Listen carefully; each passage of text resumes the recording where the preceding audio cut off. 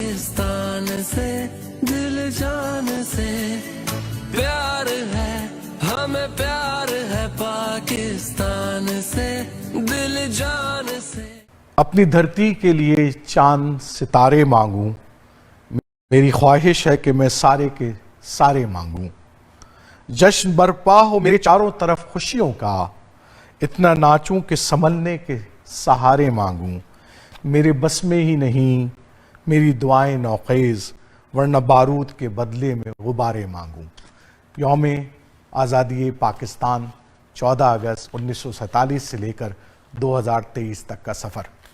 आज के इस यौम आज़ादी के लिए हमें जिन लोगों ने स्पॉन्सर किया है उनमें फराज खान साहब का मैं शुक्रगुजार हूँ, ग्लोबल इमिग्रेशन सर्विस के, इसद्दीन साहब का जो गैसत डीन अकाउंटिंग के रूह रवा हैं उनका बहुत शुक्रगुजार हूँ, और इसके अलावा इकना रिलीफ कनाडा का, इन्होंने आज हमारे इस प्रोग्राम को स्पॉन्सर किया है। आज का यौम आज़ादी का ये स्पेशल प्रोग्राम है जो मैंने यहाँ की सीनियर की जो तंजीमें हैं उनके साथ मिलकर आज गुलदस्ते को सजाने की कोशिश की है। मेरे साथ ताउन किया है पाइक पायनियर कम्युनिटी के सीनियर ग्रुप ने, जनाब नवीद चौधरी साहब का बहुत बहुत शुक्रगुजार हूँ उनके ताउन का। इसके अलावा इकना रिलीफ की जो सीनियर ऑर्गेनाइजेशन है इकना कनाडा की, जनाब खालिद कासिम साहब ने इसके साथ ताउन किया है, मैं बहुत बहुत शुक्रगुजार हूँ उनका भी इस महफिल को सजाने में। और मेरे साथ जिन लोगों ने आज इसके अलावा ताउन किया है वो IPC जो कूपर मॉस्क है उनका जो सीनियर ग्रुप है उन लोगों ने ताउन किया है। इसके अलावा खालिद भाई का बहुत शुक्रगुजार हूँ जो कि हमारे मशहूर ज़माना बिजनेस है नान गाइस, उनके रूह रवां उनके वालिद साहब यहाँ पर मौजूद हैं जिनकी उम्र 92 साल है। उनकी आज स्टोरी हम स्पेशल सुनेंगे, आज हमारे चीफ गेस्ट भी हैं। इसके अलावा प्रोग्राम के अंदर नगमे होंगे, तराने होंगे, और यही गुलदस्ता लेकर आज हम इस यौम आज़ादी के खूबसूरत प्रोग्राम में टोरंटो 360 की तरफ से आपके सामने पेश करने जा रहे हैं। तो नाज़रीन आइए हम आपको अपने मेहमानों से तारुफ कराते हैं। प्यार है, हमें प्यार है पाकिस्तान से दिल जान से प्यार है, हमें प्यार है पाकिस्तान से दिल जान से। जैसे कि मैंने आपको इब्तिदा में कहा कि आज हमारे एक खुसूसी मेहमान हैं जिन्होंने खुद तारीख़ का सफ़र तय किया है। यानी कि जिस दिन पाकिस्तान आज़ाद हुआ उस दिन उन्होंने ये तय किया कि जिस जगह वो रहते हैं उस जगह से हिजरत कर कर वो पाकिस्तान की सरजमीन पर आ जाए। बहुत अहम मेहमान हैं आज की इस बज़्म के, और इस बज़्म को हम उन्हीं से शुरू करना चाहेंगे। जनाब राहत अली साहब, राहत साहब बहुत बहुत शुक्रिया आपका कि वो आप तशरीफ़ लेकर आए। और मेरे साथ दूसरे मेरे मेहमान जनाब जावेद असलम साहब हैं। जावेद असलम साहब से जैसे मैंने कहा कि आज के मुज़ाकरे का जो मौजू है हमारा मेरी निस्बत पाकिस्तान, उस हवाले से एक अहम मौजू पर वो गुफ्तगू करेंगे। इसको मैं ज़रा सीग़े राज में रखता हूँ। जैसे जैसे हम आगे बढ़ेंगे यहाँ पर बहुत सारे मेहमानान को मैंने बुलाया हुआ है जो अपनी अपनी कहानियाँ भी सुनाएंगे इंशाअल्लाह। तो मेरे साथ सैयद रिजवी साहब मौजूद हैं। सैयद रिजवी साहब जो है वो बड़े अहम आदमी हैं और हमारी सीनियर कम्युनिटी को बहुत सारी ऑर्गेनाइजेशन के साथ वॉलंटियर करते हैं और बहुत अच्छा काम करते हैं। शुक्रिया सैयद रिजवी साहब। तो राहत अली साहब आपसे हम प्रोग्राम का आगाज़ करते हैं, और मैं सबसे पहले जो अहम तरीन बात जो मैंने कहा, क्योंकि आज़ादी का ये सफ़र है और आज हम फिर 14 अगस्त मना रहे हैं, हर साल मनाते हैं। तो सबसे पहले तो आप ये बताइए कि वो जो आपने हिजरत की उसके असबाब क्या बने और क्यों की? एक आदमी एक अच्छी बड़ी सरजमीन में रह रहा है, उसको क्या परेशानी हो गई कि वो जनाब एक दूसरी सरजमीन पर चला जाए? शुक्रिया आरिफ साहब। इससे पहले कि मैं हिजरत के मुतालिक बताऊँ कि क्यों की, किस लिए की, उससे पहले कि थोड़े से हालात बहुत इतने पीसफुल हालात थे कि आप अंदाज़ा नहीं कर सकते। सारे फैमिली मेम्बर की तरह रहे, हर कम्युनिटी का रहते थे। तो आप किस जगह पे थे? वहाँ पर किस जगह रहते थे? मेरे एक आबाई जगह है झांसी, नाम सुना होगा। जी जी। जो कि और किस यूपी में आती है? झांसी यूपी में आती है। जी जी। उसमें जहाँ की रानी मशहूर है। जी जी। दूसरी शहरत ये है कि वहाँ सबसे बड़ा रेलवे का वर्कशॉप भी है। ठीक है। तो वहाँ हम लोग थे। हाँ। जब ये तहरीक शुरू हुई, हाँ हाँ, और फिर आपको पता है कि यंग जनरेशन जो इस सिलसिले में नफरतें पैदा हुई, हाँ तो हम लोगों ने आपके इतना खौफ हो गया हाँ, कि कई रातें जो है जाग के गुजारते थे। اس کے بعد پھر سوچا کہ یہاں سے نکلیں تو بہت وہ ہے. ہاں ہاں. تو آپ یہ نہیں کہا کہ کئی راتیں جاگنی پڑی؟ تو اس سے پہلے آپ فرما رہے ہیں کہ ہندو مسلمان سب مل کے وہاں پر رہتے تھے، جھانسی کے اندر جہاں آپ رہتے تھے وہاں پر کوئی ایسے واقعات نہیں تھے، لیکن یہ ہوا کہ جیسے ہی آزادی ہوئی، پاکستان ہندوستان آزاد ہوئے، اس کے بعد وہاں پر حالات خراب ہو گئے. شرپسند لوگ. اچھا. تو اس کی وجہ سے بہت ہی خوف پیدا ہو گیا. تو پھر یہ سوچا کہ جان بچائیں کسی طرح. تو ہماری فیملی کے جتنے بھی بڑے تھے ممبر پروفیشنل، ان کی ڈیوٹی تھی مختلف جگہوں پر ہوتے، تو ایٹ ٹائم سب کو بتا بھی نہیں سکتے تھے ہم کیا کرنے والے ہیں. سب چند فیملی کو، مدر بھی تھی میری. ہم ریلوے اسٹیشن پہ آ گئے. اب وہاں آنے کے بعد ہمیں یہ پتہ نہیں کہ ہم جائے کہاں. اچھا. اور ریلوے اسٹیشن کون سا تھا؟ جھانسی میں ریلوے اسٹیشن تھا؟ بڑا اسٹیشن، بہت. اچھا، بہت بڑا اسٹیشن ہے وہاں پر. تو وہاں پہ ہمارے آنکھوں کے سامنے ہمیں کم سے کم 2 دن وہاں پلیٹ فارم پہ گزارنے پڑے. جو بھی ٹرین آتی تھی وہ بجائے سامان کے ڈیڈ باڈیز اترتی. یہ صورتحال تھی. تو پاکستان جانے کے 2 طریقے تھے. ایک تو بامبے کے تھرو بائی شپ لوگ جا رہے تھے، کچھ راجستھان سے جا رہے تھے، کچھ دہلی امرتسر والا ٹرینز وغیرہ سے جاتے تھے. یہ بڑے خطرناک تھے یہاں پہ بنتی ہوئی. تو اچھا، ایک تاثر یہ بھی تھا وہاں پہ اس زمانے میں کہ یہ سب ایک ٹیمپریری فیز ہے اور کچھ دنوں کے بعد جو ہے سب ٹھیک ہو جائے سب ریورس ہو جائے گی چیزیں. اور بہت سے لوگ پاکستان آ کے واپس بھی گئے اس کے دوران. تو خیر وہ بیٹھ گئے اور پھر اپنے بجائے پاکستان آنے کے ہم حیدرآباد دیکھ کر نکل گئے. اچھا. کیونکہ اس زمانے میں بڑا سیف تھا. ہاں، نظام کی حکومت تھی نا اسٹل وہاں پر. جی. تو وہاں چلے گئے تو وہاں بڑا ویلکم کیا اسٹوڈنٹ کے بچوں نے، کالج کے بچوں نے. وہاں پھر وہ ایک کیمپ تھا جس میں میرے خیال آرمی بیرکس تھی یا پولیس بیرکس تھی، اس میں ہم لوگوں کو ریفیوجیز کو وہاں ٹھہرا دیا. اچھا، وہاں پر وہ پڑھائی تو ساری ختم ہو گئی ہم لوگوں کی. اس کے بعد ایمرجنسی شروع ہوئی. آپ کی ایج کیا تھی اس وقت؟ عمر کتنی تھی؟ تقریباً 16 سال. 16 سال کے تھے. ٹھیک ہے. 9th کلاس میں آیا تھا. ٹھیک ہے.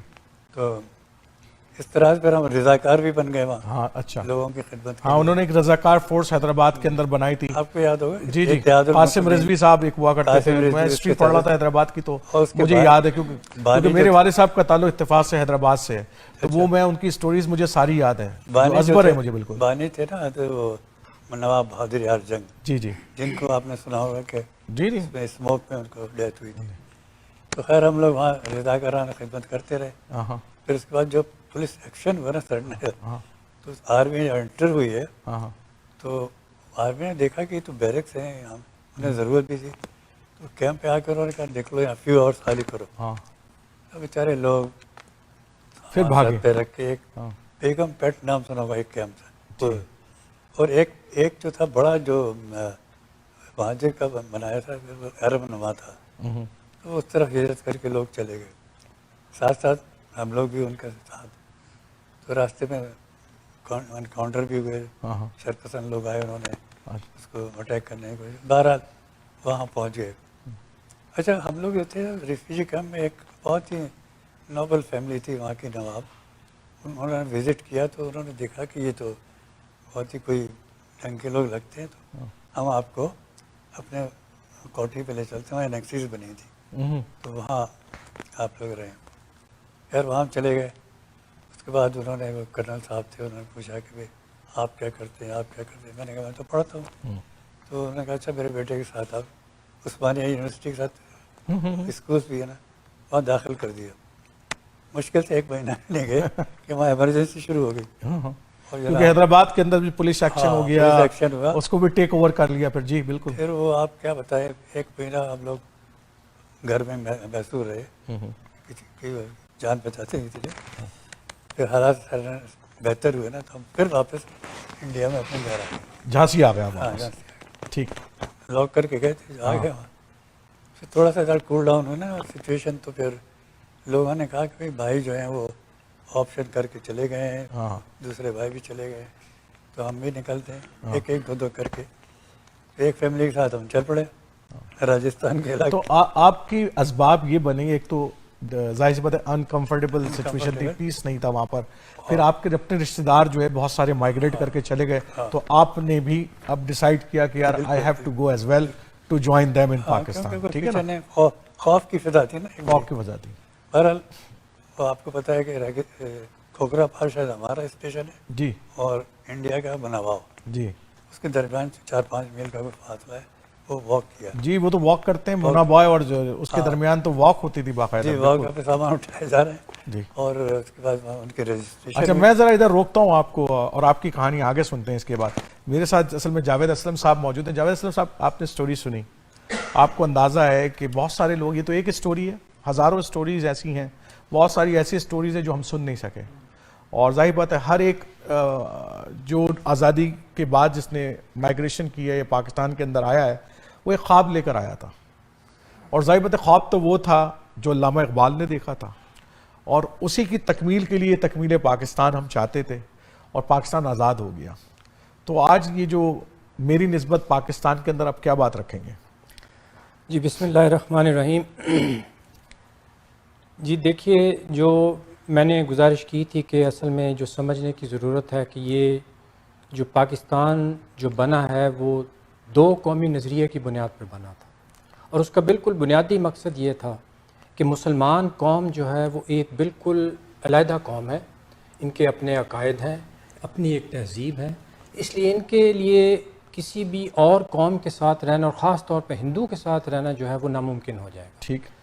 اور اصل میں اس نظریے کو سمجھنے کی ضرورت اس لیے بھی ہے کہ خاص طور پر ہمارے ملک میں پاکستان بننے کے بعد ایک طبقہ ایسا آیا کہ جس نے اس پوری تحریک کو بالکل ایک معاشی تحریک بنا دیا، جبکہ یہ جو تحریک تھی اس کے پیچھے جذبہ محرکہ تھا وہ ہمارا دین تھا، اسلام تھا، کہ لا الہ الا اللہ یہ اس کا مقصد تھا بنانے کا. اور جو ایک نعرہ لگایا گیا کہ مسلم ہے تو مسلم لیگ میں آؤ، صحیح. تو بنیادی طور پر محرک یہ تھا. لیکن جیسے میں نے اس کیا کہ ایک سیکولر ذہن تھا کہ جس نے پوری اس تحریک کو بھی ہائی جیک کیا، اور پھر ملک کے اندر بھی بجائے اس کے کہ اسلام اور جس مقصد کے لیے یہ ملک لیا گیا تھا اس کی طرف پیش رفت کی جاتی، اس پورے مقصد کو گویا کہ پس پشت ڈال کر پھر اس سیکولر نظام کی طرف گویا کہ ملک کو دھکیلا گیا. اور آج جو ہم دیکھ رہے ہیں کہ جو آزادی، جس طرح کی آزادی ہمیں حاصل ہے، وہ آزادی ہم ہندو سے تو آزاد ہو گئے، لیکن اب ہم دنیا میں ہر اس ادارے کے غلام بنے ہوئے ہیں کہ جن سے ہم کسی نہ کسی طرح سے وابستہ ہیں. تو اس کے لیے ہمیں یہ بہت ضروری ہے کہ ہم دوبارہ اس نظریے کی طرف لوٹیں کہ اگر ہم یہ دیکھنا چاہتے ہیں کہ جو پاکستان ہے اس میں استحکام آئے، تو وہ استحکام آ نہیں سکتا کہ جب تک ہم وہ جو بنیادی نظریہ ہے جس کی بنیاد کے اوپر وہ ملک کی تشکیل کی گئی، اگر ہم اس کو نہیں سمجھیں گے. ٹھیک.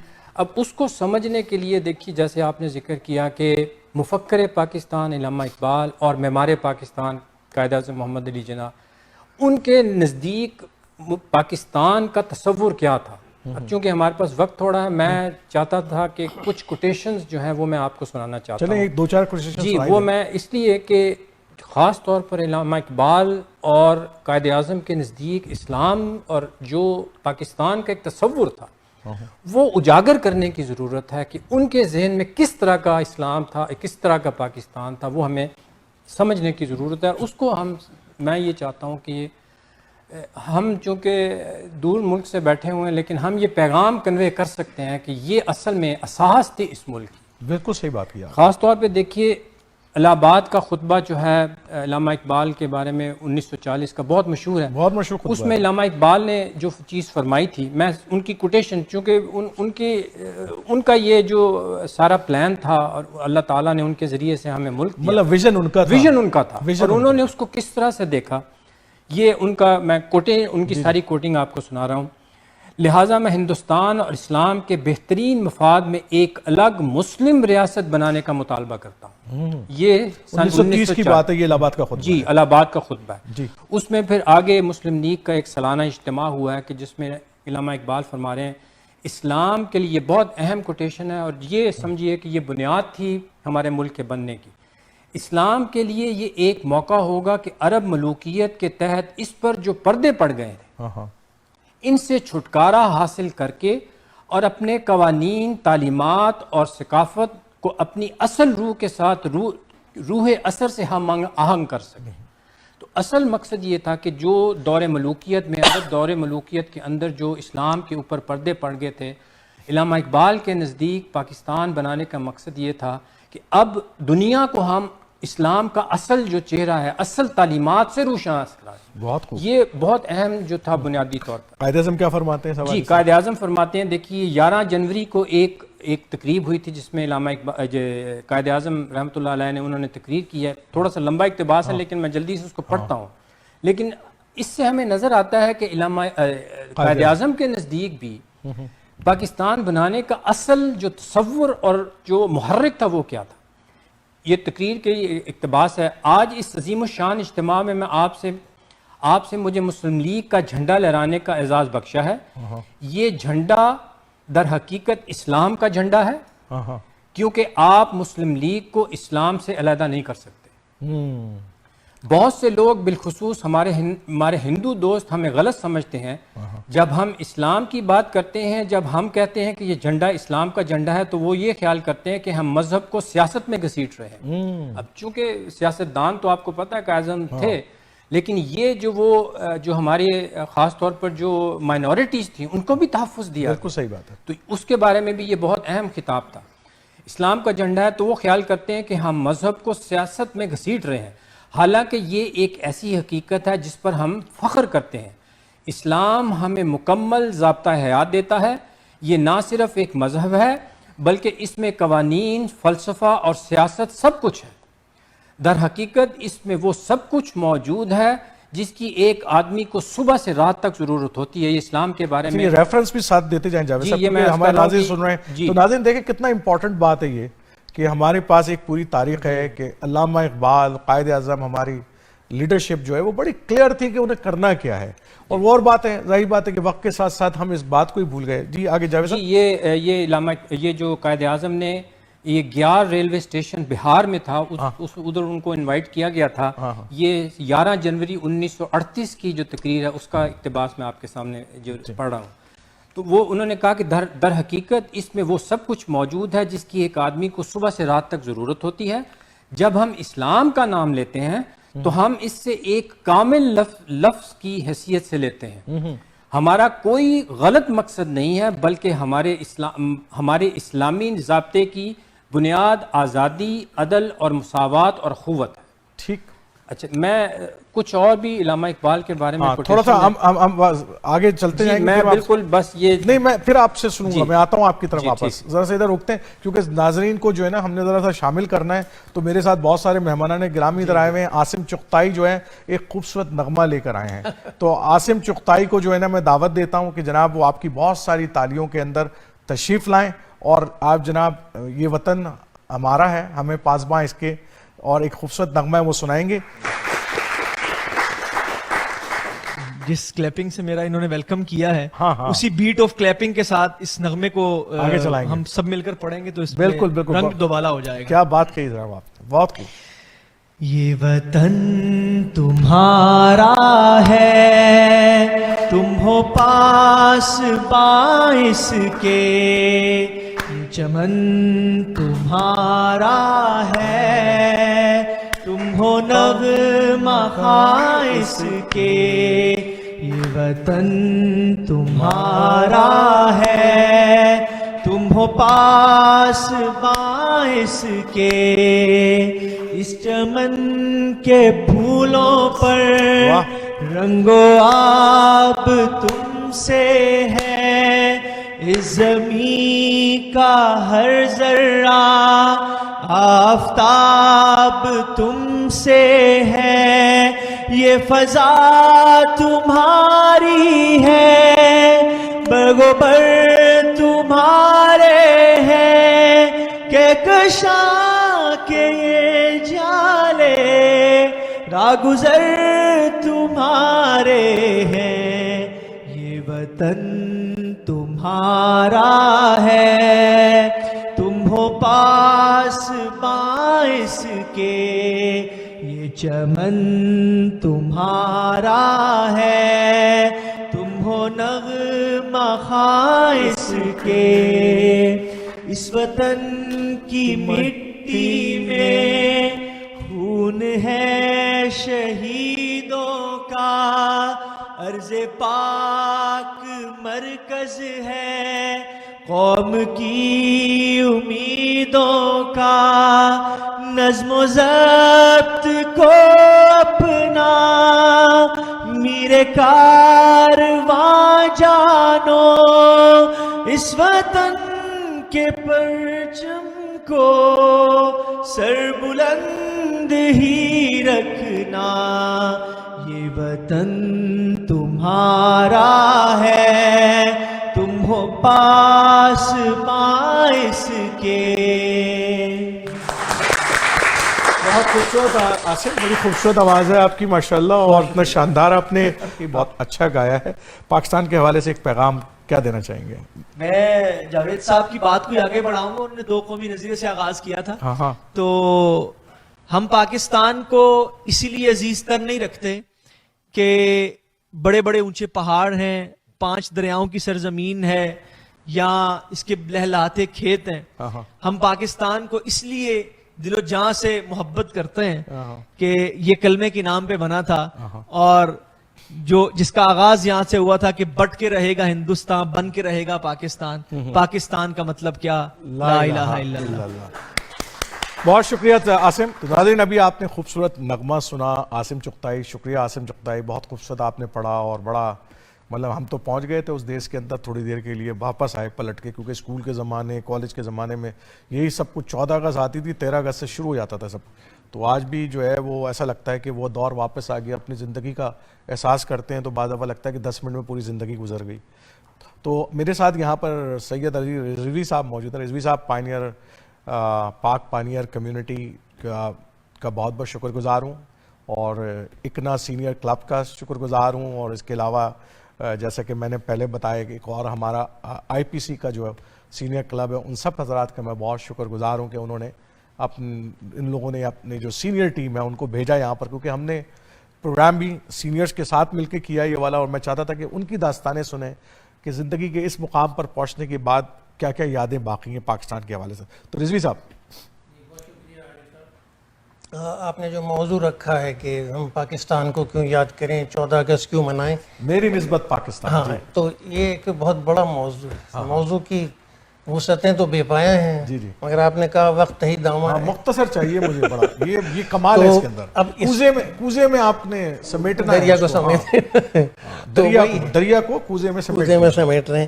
تو یہ جو مائیگریشن ہوئی 14 اگست کو، اس حوالے سے یاد کرنا بہت ضروری ہے۔ ہم لوگ یاد کرتے ہیں اسی لیے کہ یہ مائیگریشن کو it's not an ordinary migration, دنیا کی تاریخ میں ایک تاریخی مائیگریشن تھی، اور بلڈی مائیگریشن یہ اس میں تھی کہ اتنی بڑی مہاجروں کی ہجرت، اور پاکستان بننا، اور اس میں پھر لوگوں کا جذبہ کہ کس طرح لوگوں نے کی۔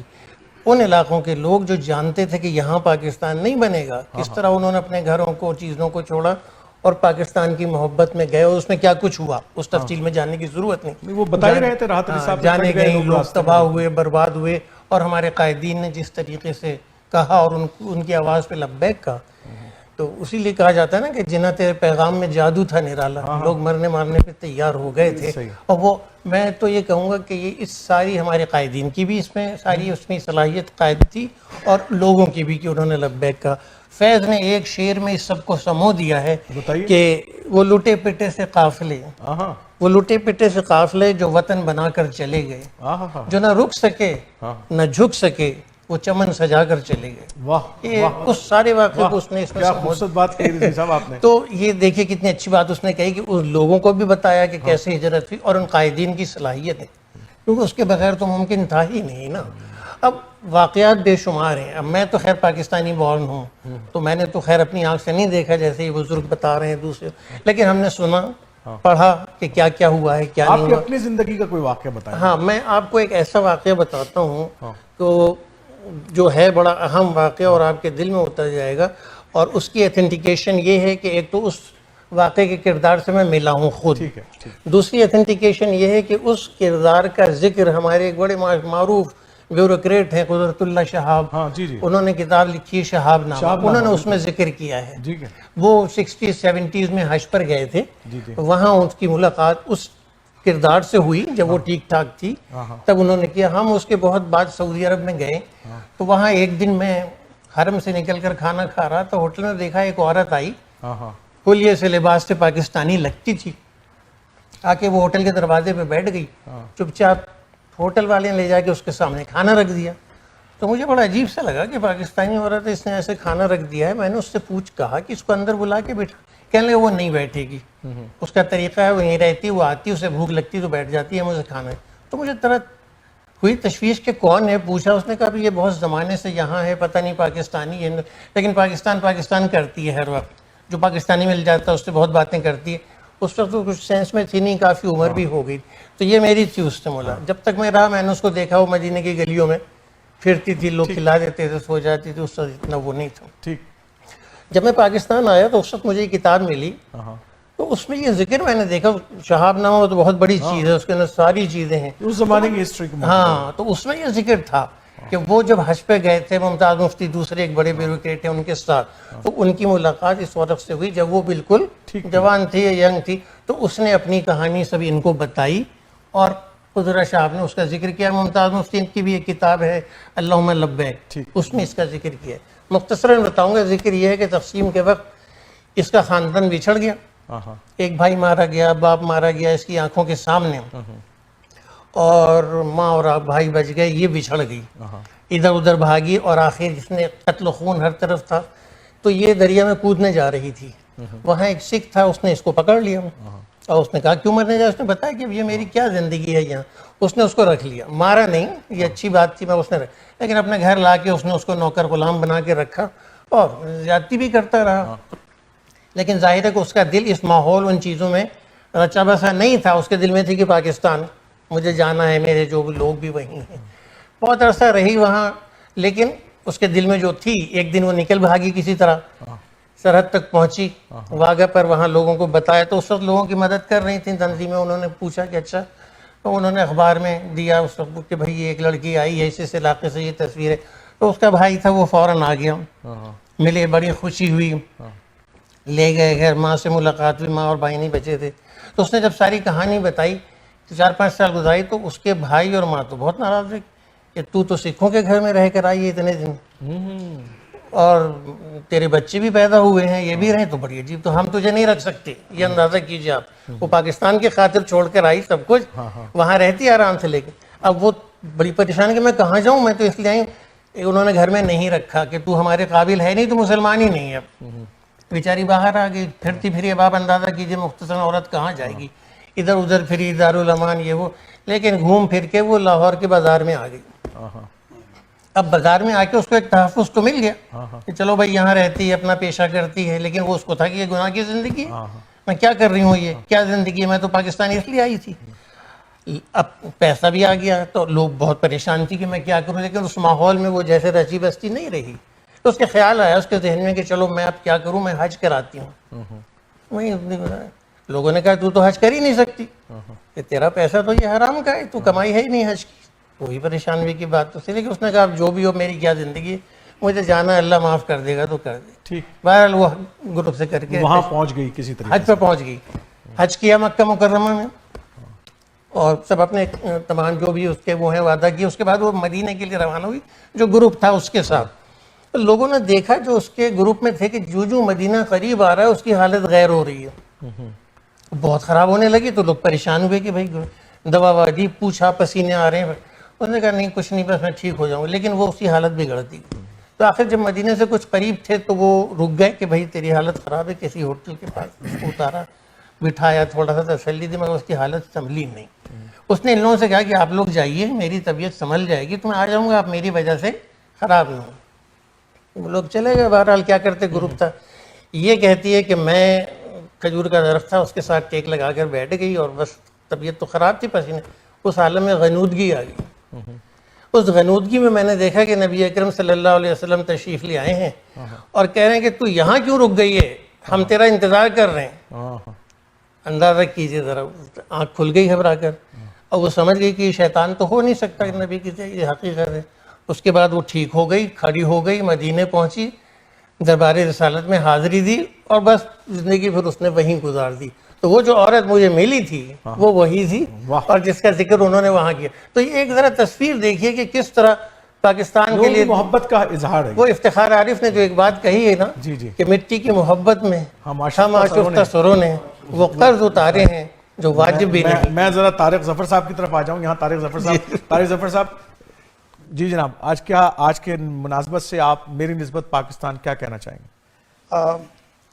मैं इस बारे में, आपने जब मुझे बात की तो मैंने सोचा मैं क्या बात करूं। तो हमारे यहाँ जो सबसे ज्यादा मुतजस्सिस हम लोग जिस चीजों में थे, हमारे सारे बहन भाई, वो ये कि हमारे वालिदैन कैसे आए पाकिस्तान कैसे आए हिंदुस्तान से। उस सिलसिले में वालिद साहब ने कई बार किस्से सुनाए हमें, मरहूम वालिद साहब ने, और हमारे 7 बहन भाई हैं तो हर एक के थोड़े थोड़े किस्से हर एक के पास जमा थे, तो वो बाज़ दफ़ा कॉन्फ्लिक्ट भी होता था। तो हमारी खुशकिस्मती ये कि मेरे सबसे छोटे भाई ने एक ऑडियो टेप कर ली अब्बा की, और उसमें उन्होंने पूरी कहानी सुनाई। अब जो जहाँ गलती करता है वो उससे करेक्ट करता है। आज हम राहत अली साहब की भी जो है ना ऑडियो टेप कर रहे हैं, वीडियो भी बल्कि। तो इस चूंकि वाकई की ऑथेंटिसिटी मौजूद है अब्बा की अपनी आवाज के अंदर, इसलिए मैंने ये चूज किया कि मैं यही वाकया सुनाऊंगा। ठीक। तो हुआ ये कि वालिद साहब मेरे जो थे उन्होंने इंटर किया था, और उस वक्त वो बम्बई में थे। वैसे उनका ताल्लुक तो आजमगढ़ से था, यूपी से, लेकिन हमारा सारा फैमिली जो थे वो, उनकी फैमिली दज्याल की बम्बई में थी, और वो इंटर उन्होंने कर लिया तो BSc पार्ट में दाखिला लिया था। जी जी। तो उस वक्त पाकिस्तान बन गया जी। तो उनकी जो सबसे बड़ी इंस्पायरेशन थी पाकिस्तान आने की वो ये थी कि उन्होंने कहा कि जब हम कॉलेज गए और तराना पढ़ा गया तो तराना तब्दील हो चुका था। तो वो तराना जो पहले पढ़ा जाता था वो किसी संस्कृत के बड़े बड़े हैवी अल्फाज के साथ कुछ हिंदुआना नेशनलिज्म के ऊपर वो तराना पढ़ा गया। कहते उसी वक्त मेरा दिल उचाट हो गया। तो मैंने कहा मैं पाकिस्तान जरूर जाऊंगा। अब उन्हें पाकिस्तान जाने की ना पैसे थे ना कुछ था उस वक्त उनके पास। तो सबसे पहले तो ये था कि पाकिस्तान जाएं कैसे, तो कोई परमिट मिलता था जाने के लिए, तो उन्हें ईस्ट पाकिस्तान का परमिट मिला उस वक्त। अब बम्बई से ईस्ट पाकिस्तान जाना था। इन्होंने अपने वालिद से नहीं, मेरे दादा से कहा कि मुझे सिर्फ टिकट के पैसे दे दें, मैं चला जाऊंगा। तो उन्होंने कहा तुम BSc करके जाओ। कह नहीं मैं 2 साल नहीं रुक सकता यहाँ पे, मुझे पाकिस्तान जाना है। तो वो अकेले टिकट लेके चल पड़े। तो वहां से गए, मैं गया कलकत्ता, कलकत्ता से ट्रेन चेंज की, हावड़ा गए, हावड़ा से ट्रेन चेंज की ढाका गए, और ढाका से ट्रेन चेंज की चिटागोंग गए। तो चिटागोंग में उनकी बड़ी बहन मेरी फूफी वहाँ रहा करते रहती थी, क्योंकि उनके शौहर जो थे वो रेलवे में थे। तो रेलवे वालों को ये ऑप्शन दी गई थी पार्टीशन से पहले कि आप कहाँ जाके काम करना चाहते हैं। तो हिंदू कुछ यहाँ पाकिस्तान से यहाँ आ गए थे, ये लोग वहाँ चले गए, तो उनकी पोस्टिंग चिटागोंग में। तो एक बेस मिल गई, तो कल के मैं वहाँ चला गया। अब वहाँ जाके उन्हें माहौल पसंद नहीं आया, कल के मुझे अब मगरबी पाकिस्तान जाना है। अब फिर वही मसला था कि जॉब तो कोई थी नहीं, पैसा भी नहीं था जाने का, कैसे जाए, उनके पास भी इतना नहीं था कि वो उन्हें सपोर्ट कर सकते। तो उन्होंने एक जगह देखा लाइन लगी हुई है, तो वहां जाके लाइन में लग गए, और उनको वो एयरफोर्स की लाइन थी, तो वो एयरमैन भर्ती कर रहे थे वहां पे। तो सारे लोग छोड़ के चले गए, तो सारे बंगाली जो वहाँ के बांग्लादेश के यानी ईस्ट पाकिस्तान के लोग थे उनको भर्ती कर रहे थे। कहते मेरा नंबर भी आ गया और उन्होंने मुझे भी भर्ती कर लिया, और वहां पे जॉब शुरू हो गई। अब जाने का मसला ये था कि पाकिस्तान कैसे जाए, जॉब छोड़ के जा नहीं सकता, अभी एसेंशियल जॉब होती है। तो कहने के मेरी एक दफ़ा बहुत तबीयत ख़राब हो गई, तो मुझे जो है वो अस्पताल में दाखिल होना पड़ा, और तबीयत बिगड़ती चली गई। उस दौरान के अंदर उस वक्त जो ये थे अपने फ़ौज के बेख्याल से मेजर जनरल होंगे या ब्रिगेडियर होंगे, अयूब खान, शुरू के ज़माने की, बस 47 की बात है, वो दौरे पर आए और उन्होंने मुझे देखा तो मेरी हालत बहुत ख़राब थी। तो कहने के ये आदमी तो मरने के करीब है, इसका सही इलाज कराओ। तो उन्होंने कहा इलाज तो यहाँ हो नहीं सकता, इलाज सिर्फ लाहौर में हो सकता है। तो कहेंगे लाहौर भेज दो इसे।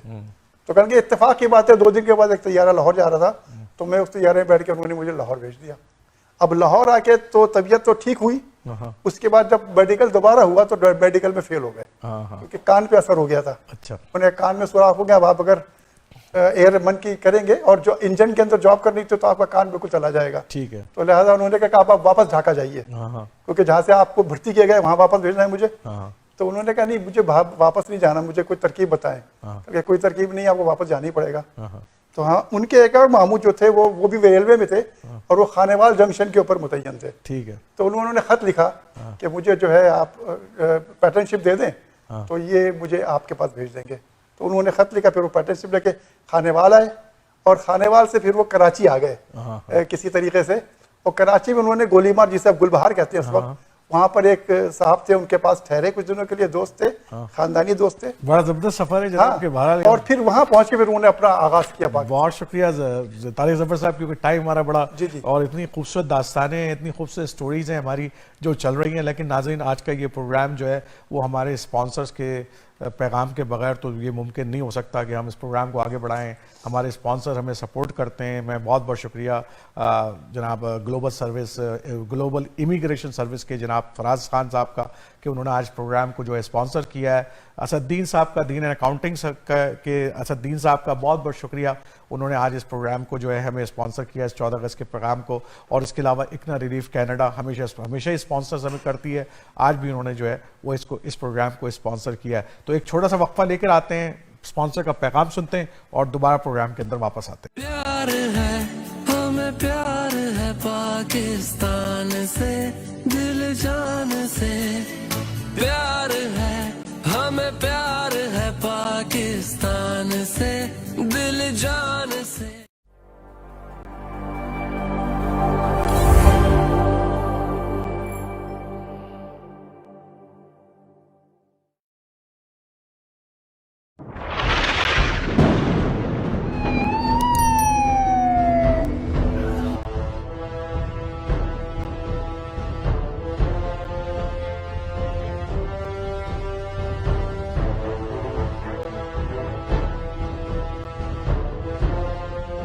بسم الله الرحمن الرحيم. لا زال العدوان الإسرائيلي مستمر حتى اللحظة على قطاع غزة، عشرات الشهداء إضافة إلى مئات الإصابات، غالبيتهم من النساء والأطفال.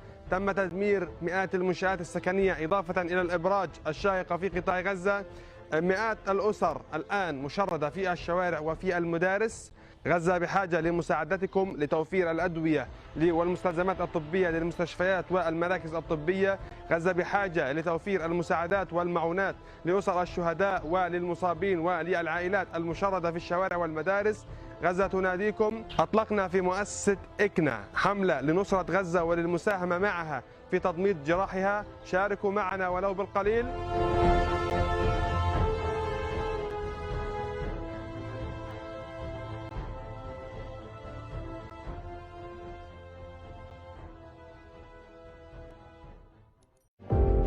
Do you know why professionals like you work with accountants like us? Because at Dean & Associates, we treat your business like our own and give you the best tax advice according to your specific situation. Dean & Associates' experienced CPAs and tax accountants have helped hundreds of clients and successfully managed their accounting and tax scenarios.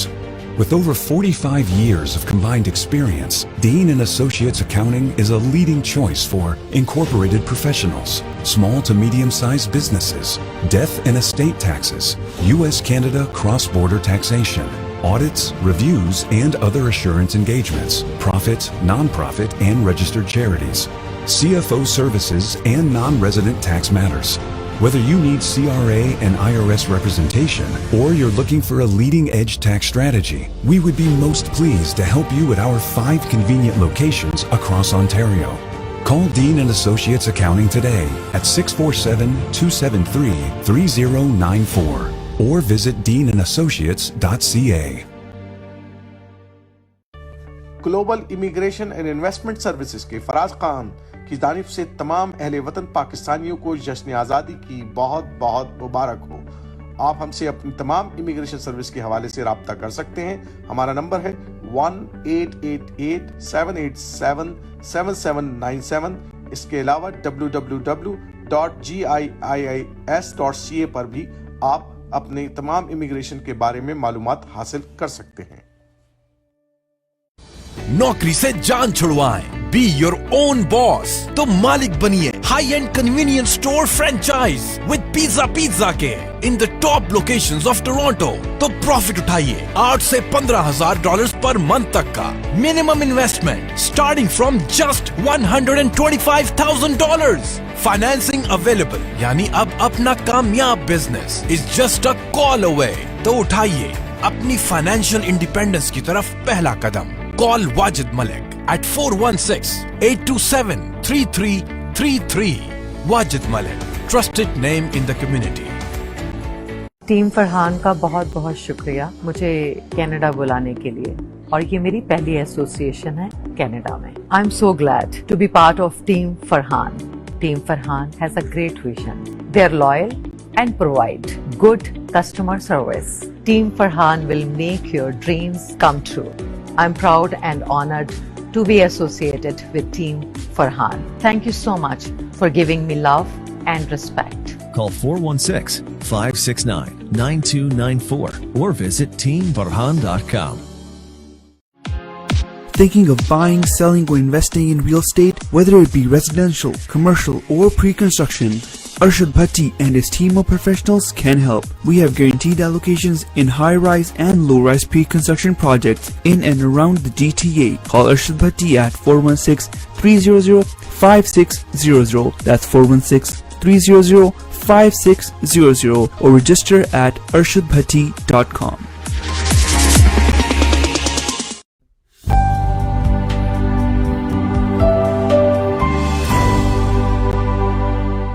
प्यार है हमें प्यार है पाकिस्तान से दिल जान से.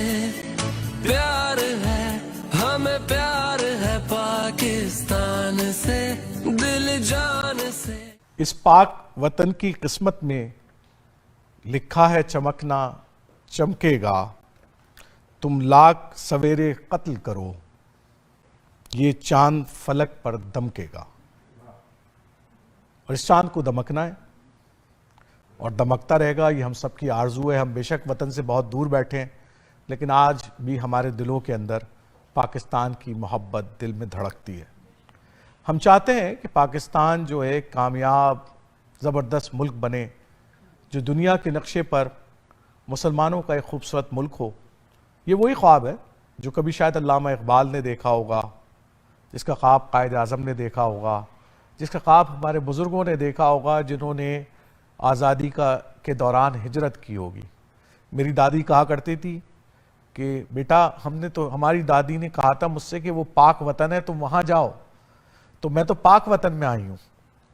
तो वो जुमले मुझे आज भी याद रहते हैं अपनी दादी के. तो सबसे पहले मैं ज़रा कहानी को आगे बढ़ाता हूँ राहत अली साहब की. तो राहत अली साहब, आप पाकिस्तान पहुँच गए, हिजरत कर ली.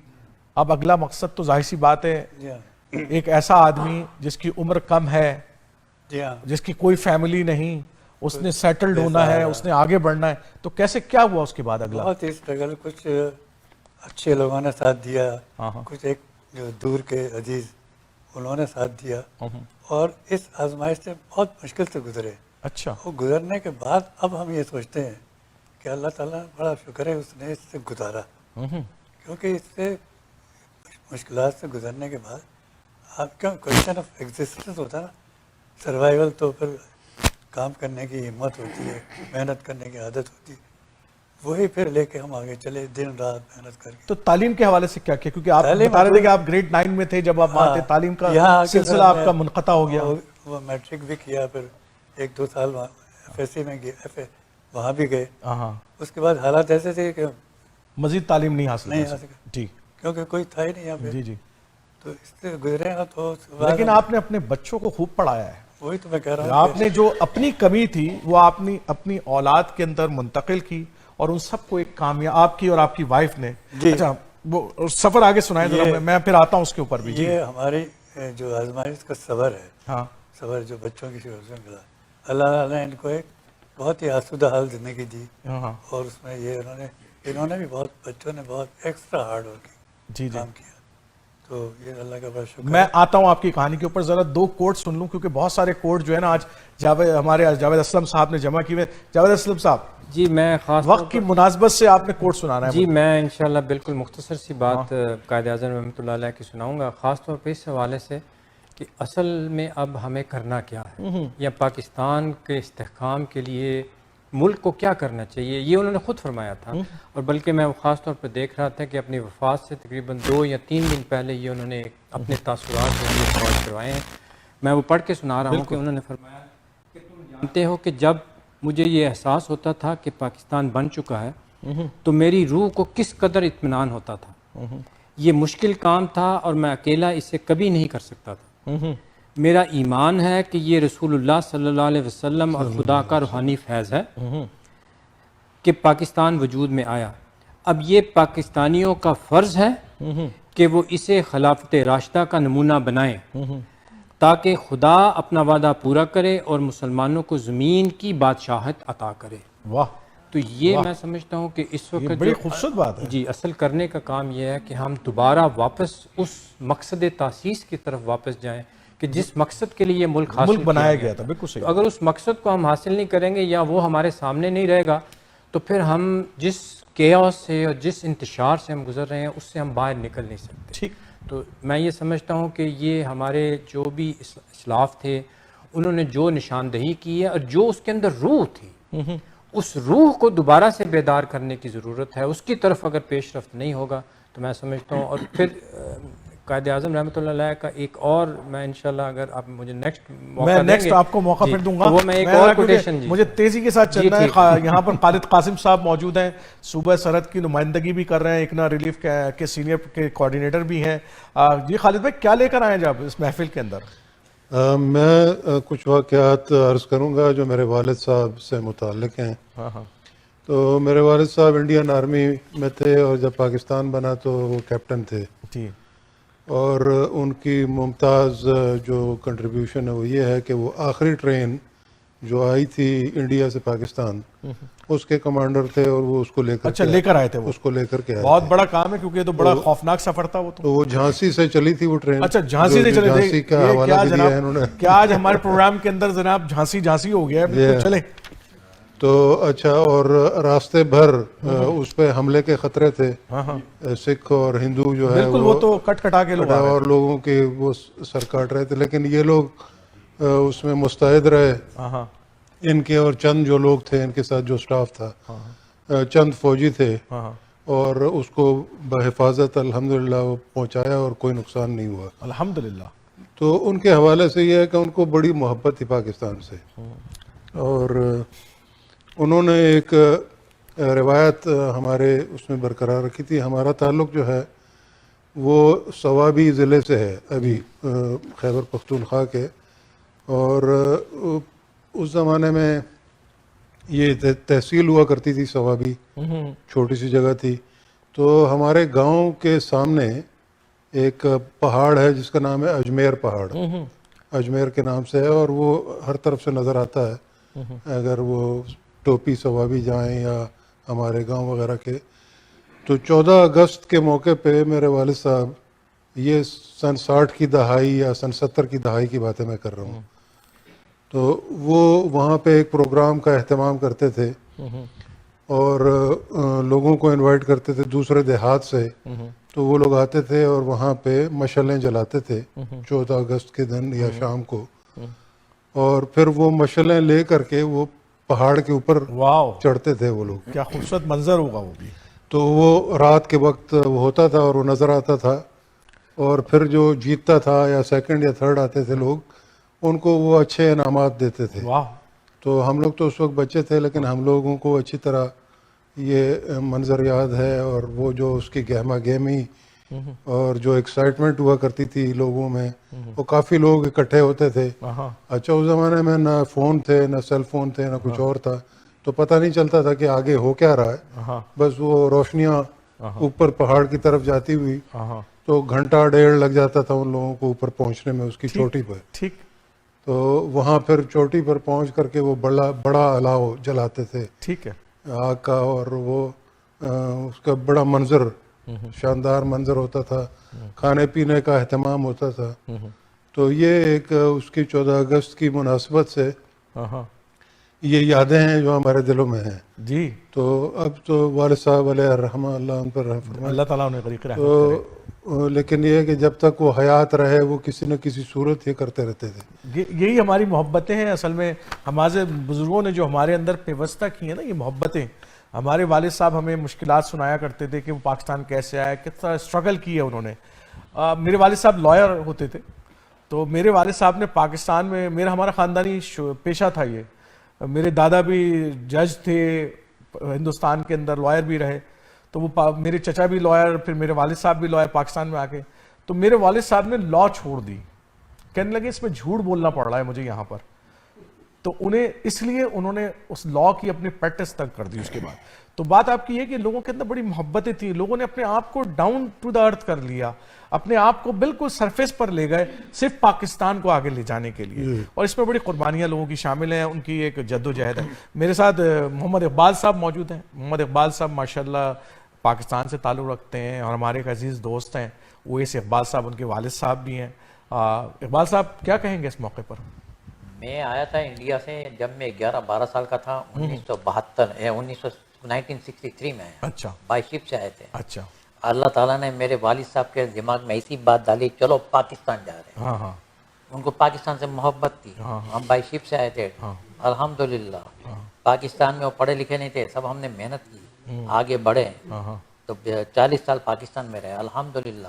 نہیں آپ جیسے لوگوں کا آنا بڑا ضروری تھا, ورنہ بزنس کون کرتا ہے پاکستان میں؟ یہ تو کہہ رہا ہوں نا, صحیح بات ہے, بڑا امپورٹنٹ ہے. ہاں تو اللہ تعالیٰ نے بھیجا کہ تم جاؤ پاکستان کا خیال کرو. جی صحیح, بالکل. پاکستان کی امت کو بھی دیکھو کہ بھائی کیا کرتے ہیں, کون سی پریشانی میں ہے, بالکل صحیح, مشکلات کو دور کرو. نہیں آپ کی کمیونٹی نے بڑا کام کیا اور بڑی انڈسٹریز لگائی ہیں پاکستان میں, بڑا کارنامہ ہے ان کا, اور پاکستان کی ترقی میں ان کا بڑا کنٹریبیوشن ہے.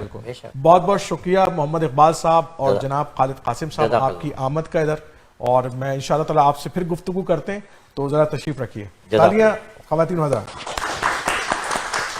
تو ہمارے ایک بہت خوبصورت دوست ہیں مرتضیٰ جویا صاحب, جو آ کر یہاں پر جناب صوفے کے اوپر بیٹھ چکے ہیں آلریڈی, اور ان کا ایک خوبصورت نغمہ ہے. اگرچہ ایک چھوٹے سے دیہات سے پاکستان سے تعلق رکھتے ہیں, لیکن بہت محبت کرتے ہیں پاکستانی کمیونٹی کے اندر, بہت اچھے ایکٹیوسٹ ہیں, چاہے وہ سیاسی میدان ہو, چاہے وہ مذہبی میدان ہو. ابھی بڑی ریسنٹلی ان کی ایک چھوٹی سی کمیونٹی ہے, انہوں نے جناب ایک خوبصورت سی جو ہے نا جارج ٹاؤن کے اندر ایک مسجد کا افتتاح کیا ہے, اس کے اندر بھی آپ بہت آگے آ گئے ہیں. تو جویا صاحب آج کیا سنا رہے ہیں پاکستان کے لیے؟ میں سناؤں گا ہم سب کی جس سے شان ہے وہ پیارا پاکستان ہے.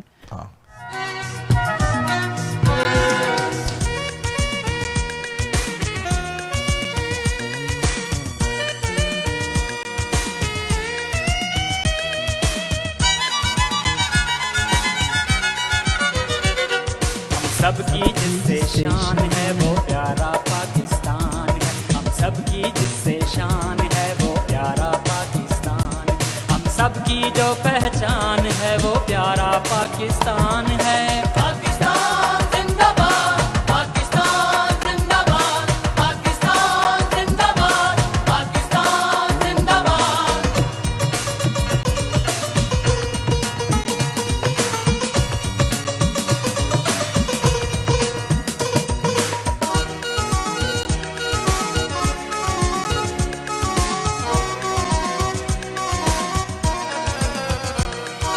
ہر ایک پاکستانی وطن کی خاطر جیتا ہے, وقت پڑے تو جام شہادت ہنس کر پیتا ہے.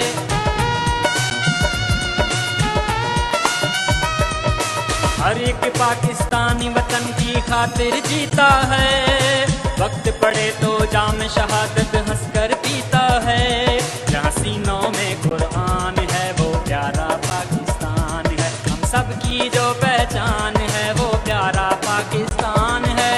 پاکستان زندہ باد, پاکستان زندہ باد, پاکستان زندہ باد, پاکستان زندہ باد. بہت خوبصورت, کیونکہ ٹائم ہمارے پاس ذرا کم ہوتا ہے. مرتضیٰ جویا صاحب نے آج آدھا ہی سنایا ہے, اور بہت بہت شکریہ آپ کا. میں آپ کو صرف یہاں پہ ایڈ کرنا چاہوں گا کہ یہ پاکستان کی محبت تھی, کیونکہ میں نے میوزک چھوڑ دیا 2007-8 میں, اور یہ 7-8 میں ہی ریکارڈ کیا تھا. یہ بھی لیرکس بھی میری ہیں, اور یہ پاکستان کی محبت تھی کہ پاکستان میں جا کر اس کو ریکارڈ کرایا تھا. میوزک چھوڑے اتنے 2009 میں 8 میں چھوڑ دیا تھا, لیکن یہ پاکستان کا پیار تھا کہ میں نے آپ کی ریکویسٹ پہ یہاں پہ آ کے, یہ بڑی محبت ہے, جزاک اللہ, تھینک یو بہت سو مچ. محبت ہے. پاکستان زندہ باد, پاکستان زندہ باد. بہت ساری تالیاں. تشریف رکھیے. میں ذرا ہمارے جو ہے نا وہ شمیم انور صاحب یہاں موجود ہیں, ان سے بھی ایک بات کرتا ہوں, اس کے بعد پھر جناب دوبارہ سے میں جو ہے نا راحت علی صاحب اور جاوید اسلم صاحب کے پاس آتا ہوں. ان کا کوٹ بھی سنتے ہیں, آج کا اہم ترین کوٹ کیا ہوگا. جی شمیم انور صاحب. بسم اللہ الرحمن الرحیم. جی میں اپنی گفتگو کا آغاز اس دعا سے کرتا ہوں کہ خدا کرے کہ میری ارض پاک پر اترے وہ فصل گل جسے اندیش ہے زوال نہ ہو. بالکل سنا صاحب. میں پاکستانیوں کی اس نسل کا حصہ ہوں جس نے اس پاکستان کی خاطر 2 مرتبہ ہجرت دیکھی. جی جی. ایک مرتبہ 1947 میں بزرگ آئے, ان سے داستانیں سنتا رہا. پھر میرے والد محترم بزنس کے سلسلے میں مشرقی پاکستان چلے گئے تو ہم سب کو بھی اسکولنگ کے لیے جانا پڑا. اور 71 میں جس وقت میں انٹر سائنس کا اسٹوڈنٹ تھا, ہنگامہ شروع ہو گیا اور قتل عام ایسا کہ والد صاحب جو بتایا کرتے تھے اس کو بھی وہ ماند کر گیا.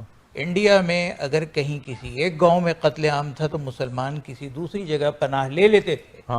بنگال کے ایک ایک گاؤں ایک ایک شہر میں ایک ہی وقت میں ہنگامہ تھا اور کچھ ایسی کیفیت ہو گئی تھی کہ طبیعت پریشان تھی کہ یہی وہ بنگالی جنہوں نے تحریک پاکستان کے لیے قیادت بھی کی, AK فضل الحق شیر بنگال جنہوں نے قرارداد پیش کی, اور انہی کے لوگ آج اتنے مخالف ہو گئے. بہرحال اس ہنگامے کے بعد آرمی ایکشن کے بعد تھوڑا سا کنٹرول ہوا تو میرے والد محترم نے مجھے بھیج دیا کراچی کہ بھئی خاندان کا ایک فرد تو بچ جائے, اس لیے کہ میرا بزنس کچھ اس طرح کا ہے کہ میں سمیٹتے ہوئے بھی وقت لوں گا, تم چلے جاؤ. اللہ کا شکر ہے کہ انٹرمیڈیٹ کا رزلٹ ٹھیک رہا اور پاکستان کا احسان کہ اس وقت کی حکومت نے ہم لوگوں کا خاصا خیال رکھا. NED انجینئرنگ میں داخلہ بھی ملا, اسکالرشپ بھی آئی, کچھ اسپیشل گرانٹس بھی ملے کہ بھئی یہ ڈسپلیس پرسن فار پاکستان ہے. اس چیز نے اس ملک کی عزت دل و دماغ میں اس طرح گھر کر دی کہ یہ ارادہ اسی وقت ہم نے کیا کہ اچھا والد صاحب کا کیا ہوا؟ میں ذرا چاہ رہا ہوں کہ وہ بھی سٹوری کہ the sooner I finish my engineering میں پاکستان کو سرو کروں گا, اس کے بعد پھر کہیں موو کروں گا. الحمدللہ وہ میں نے کیا. مشرقی پاکستان کا سقوط ہو گیا, پوری فیملی وہاں رہ گئی. 1972 کے جنوری سے کہہ لیں آپ mid 73 تک مجھے یہ نہیں پتا تھا پاکستان میں رہتے ہوئے کہ والدین زندہ بھی ہیں یا نہیں. کچھ ہمدردوں نے انہوں اس طرح رکھا ہوا تھا اپنی کسٹڈی میں کہ باغیوں کے سامنے نہ آئے وہ. بہرحال پھر کچھ مختلف طریقوں سے ہوتے ہوئے گورنمنٹ آف پاکستان کی کوششوں سے وہ آئے تو مجھے پتہ چلا کہ ہاں بھئی یہ فلاں تاریخ کو آ رہے ہیں, تو میری خوشی دیدنی تھی. سبحان اللہ. کیونکہ میں اکیلا NED کے ہاسٹل میں پڑا ہوتا تھا بے یار و مددگار. پر اللہ کا شکر ہے کہ چونکہ والدین نے ہمیں وہ سنایا تھا کہانی پاکستان بنتے وقت کے اسٹرگل کی, وہ ایک ہمت تھی.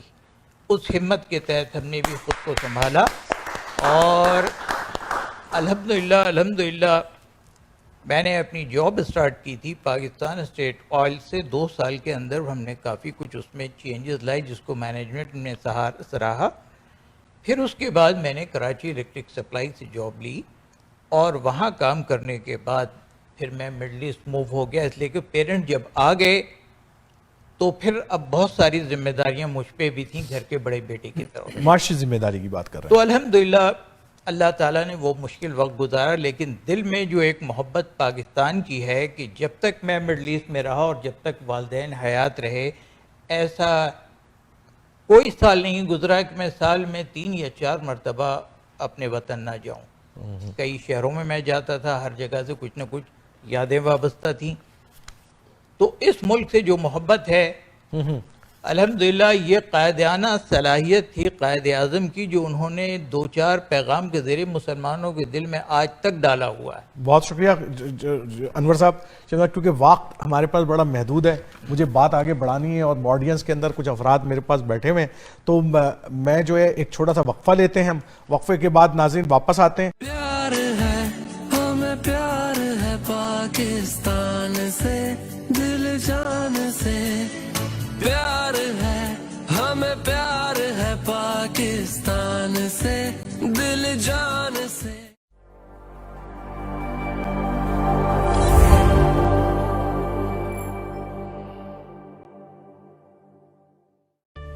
Global immigration and investment services کے فراز خان کی جانب سے تمام اہل وطن پاکستانیوں کو جشن آزادی کی بہت بہت مبارک ہو. آپ ہم سے اپنی تمام امیگریشن سروس کے حوالے سے رابطہ کر سکتے ہیں. ہمارا نمبر ہے 1-888-787-7797.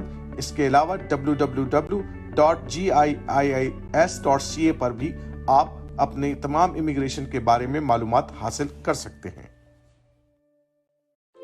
The right to water is a fundamental human right.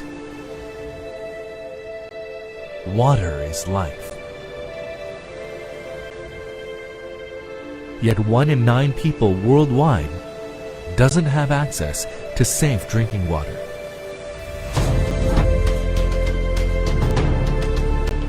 Since its inception, ICNA Relief Canada has been helping poor people to have access to safe drinking water.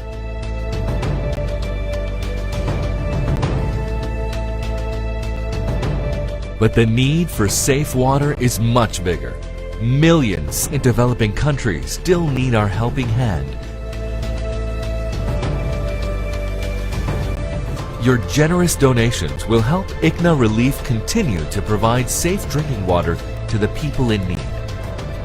The rewards of this Sadaqah Jariyah will continue till humanity continues to benefit from this great gift of life.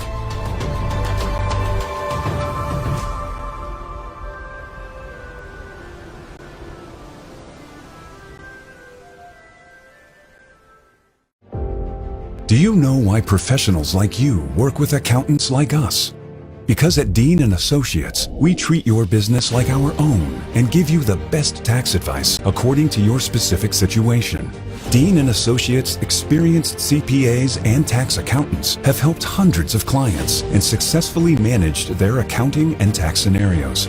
With over 45 years of combined experience, Dean & Associates Accounting is a leading choice for incorporated professionals, small to medium-sized businesses, death and estate taxes, U.S.-Canada cross-border taxation, audits, reviews, and other assurance engagements, profit, non-profit, and registered charities, CFO services, and non-resident tax matters. Whether you need CRA and IRS representation or you're looking for a leading-edge tax strategy, we would be most pleased to help you at our 5 convenient locations across Ontario. Call Dean & Associates Accounting today at 647-273-3094 or visit deanassociates.ca.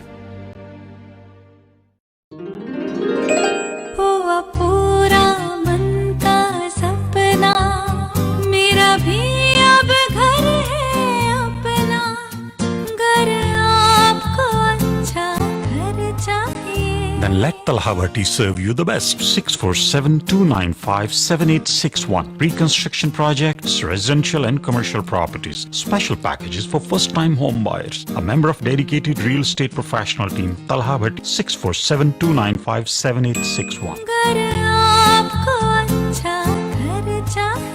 Then let Talha Bhatti serve you the best. घर में सबकी healthy life के लिए Greenish Natural Health.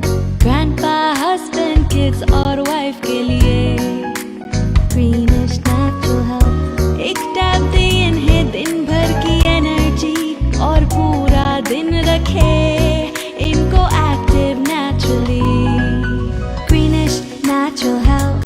Healthy living for the whole family. مزید معلومات کے لیے visit کریں اپنی قریبی فارمیسی یا ہماری website www.greenish.com. Rahat bakers and sweets 60 سال سے آپ کے حسین لمحوں میں شامل، خوشیوں سے بھرے میٹھے ذائقے، نفاست اور کوالٹی میں سب سے بہتر، خالص اجزاء سے تیار کردہ مٹھائی، کیکس، بسکٹس اینڈ سنیکس، وہی اتھینٹک ذائقہ اور کوالٹی پاکستان سے اب آپ کے شہر مسیساگا میں، کچھ میٹھا کچھ نمکین. راحت بیکرز آج ہی وزٹ کیجیے 3920 ایگلنٹن ایونیو ویسٹ یونٹ 24 مسیساگا. کال 905-820-1500 اور وزٹ rahatbakers.ca.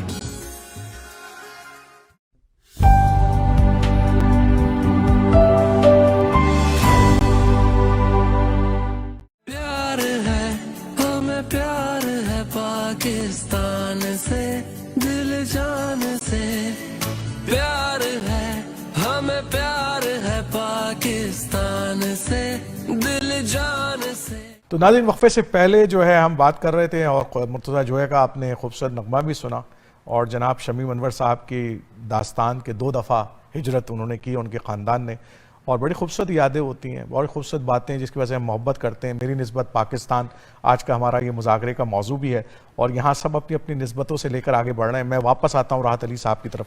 راحت علی صاحب آپ نے یہ جو سفر طے کیا اس کے بعد آپ نے کہا کہ ایجوکیشن آپ نے ظاہر سی باتیں نہیں لے سکے اور ماشاءاللہ آپ کے بچوں نے جو ہے وہ ایک زبردست کیا. ایک مختصر سی بات کریں اور پھر آپ کے بچوں کی طرف جا رہا ہوں اصل میں. جی میں یہ کہنا چاہوں گا کہ جیسے انہوں نے فرمایا نا کہ ہمارے جو رہبر تھے انہوں نے بڑے خواب دیکھے تھے, وہ خواب کیوں پورے نہ ہوتے گئے. اس کی مین مجھے تو ایک ہی وجہ لگتی ہے کہ پورے عرصے میں education is the area most needed and probably most neglected. Education پر دھیان گیا ہی نہیں, قوم نہیں بن سکی, طبقات میں تقسیم ہو گیا. یہ وجہ ہے ہماری. چلیں میں آتا ہوں ذرا کیونکہ راحت علی صاحب کا سفر ہے جو آج ہم سیلیبریٹ بھی کر رہے ہیں اور ایک وہ پاکستانی جنہوں نے خود ہجرت کی ہے, جو اپنے بے یار و مددگار پاکستان پہنچے ہیں, اپنی کم تعلیم کے باوجود ایک کامیاب سفر کیا ہے اور آج ہم ان کی کامیابی ان کے بچے یہاں پر موجود ہیں. خالد بھائی پلیز کھڑے ہو جائیں, بیٹھ ان کو مائک دے دیے, مائک دے دیں ان کو خالد بھائی کو ذرا. خالد بھائی جو ہے راحت علی صاحب کے صاحبزادے ہیں ماشاءاللہ, بائی پروفیشن تو بینکنگ سیکٹر سے ان کا بڑا گہرا تعلق ہے, اکاؤنٹ سے ان کا بڑا تعلق ہے, یہ بزنس مین بھی ہیں اور ایجوکیشنسٹ بھی ہیں. مجھے پتہ ہے یہ تینوں چیزیں ان کی ہیں. بتائیں خالد بھائی تھوڑا سا بتائیں اپنی فیملی کے حوالے سے. فیملی کے حوالے سے کس پوائنٹ آف ویو سے میں تھوڑا سمجھ رہا. ہاں نہیں فیملی کے ساتھ ظاہر ہے ہم نے مجھے کیونکہ میں پہلی جنریشن میں سے ہوں جو کہ جب یہ لوگ ہجرت کر کے آئے یا نقل مکانی کر کے آئے جیسے پاپا نے کہا, تو اس کے بعد میں اس جنریشن سے تعلق رکھتا ہوں جو کہ پہلی جنریشن تھی. تو ہم نے پاکستان میں آنکھ کھولی تو ہماری نسبت اگر آپ دیکھا جائے تو وہ پاکستان سے جائے پیدائش ہونے کی وجہ سے ہے. اور اس کا احساس ہمیں زیادہ اس وقت ہوا جب ہم ملک سے باہر گئے. تو جب میں پڑھائی کے لیے امریکہ آیا اور یہ 1980 کی بات ہے, تو اس وقت کوئی اگر پوچھتا تھا کہ آپ کہاں سے ہیں یا کیا ہے, ہم بتاتے تھے کہ اچھا پاکستان. تو بڑے اچھے الفاظ میں اس زمانے میں یاد کیا جاتا تھا. تو آپ کو اپنی نسبت کا یا اس کا نا بڑا اچھا احساس ہوتا تھا. ظاہر ہے کیونکہ ہم نے وہ زمانہ دیکھا ہے تو مجھے پتہ ہے تو کہ پاپا نے کیا رول ادا کیا, کیونکہ پاکستان آ گئے جیسے پاپا نے کہا بھی کہ ایجوکیشن بڑا ان کے نزدیک یہ تھا کہ ایجوکیشن پہ بڑی اہمیت دینی ہے, تو پھر آپ کی فیملی کے اندر وہ ایجوکیشن نظر آئی؟ جی اصل میں یہ ہوا کہ یہ جو جنریشن تھی ان کو تو سروائیول کا ایک مسئلہ تھا. ان کے لیے صبح دوپہر کو اور شام کی روٹی کا کس طرح انتظام کرنا ہے, ان کے مسائل وہ تھے.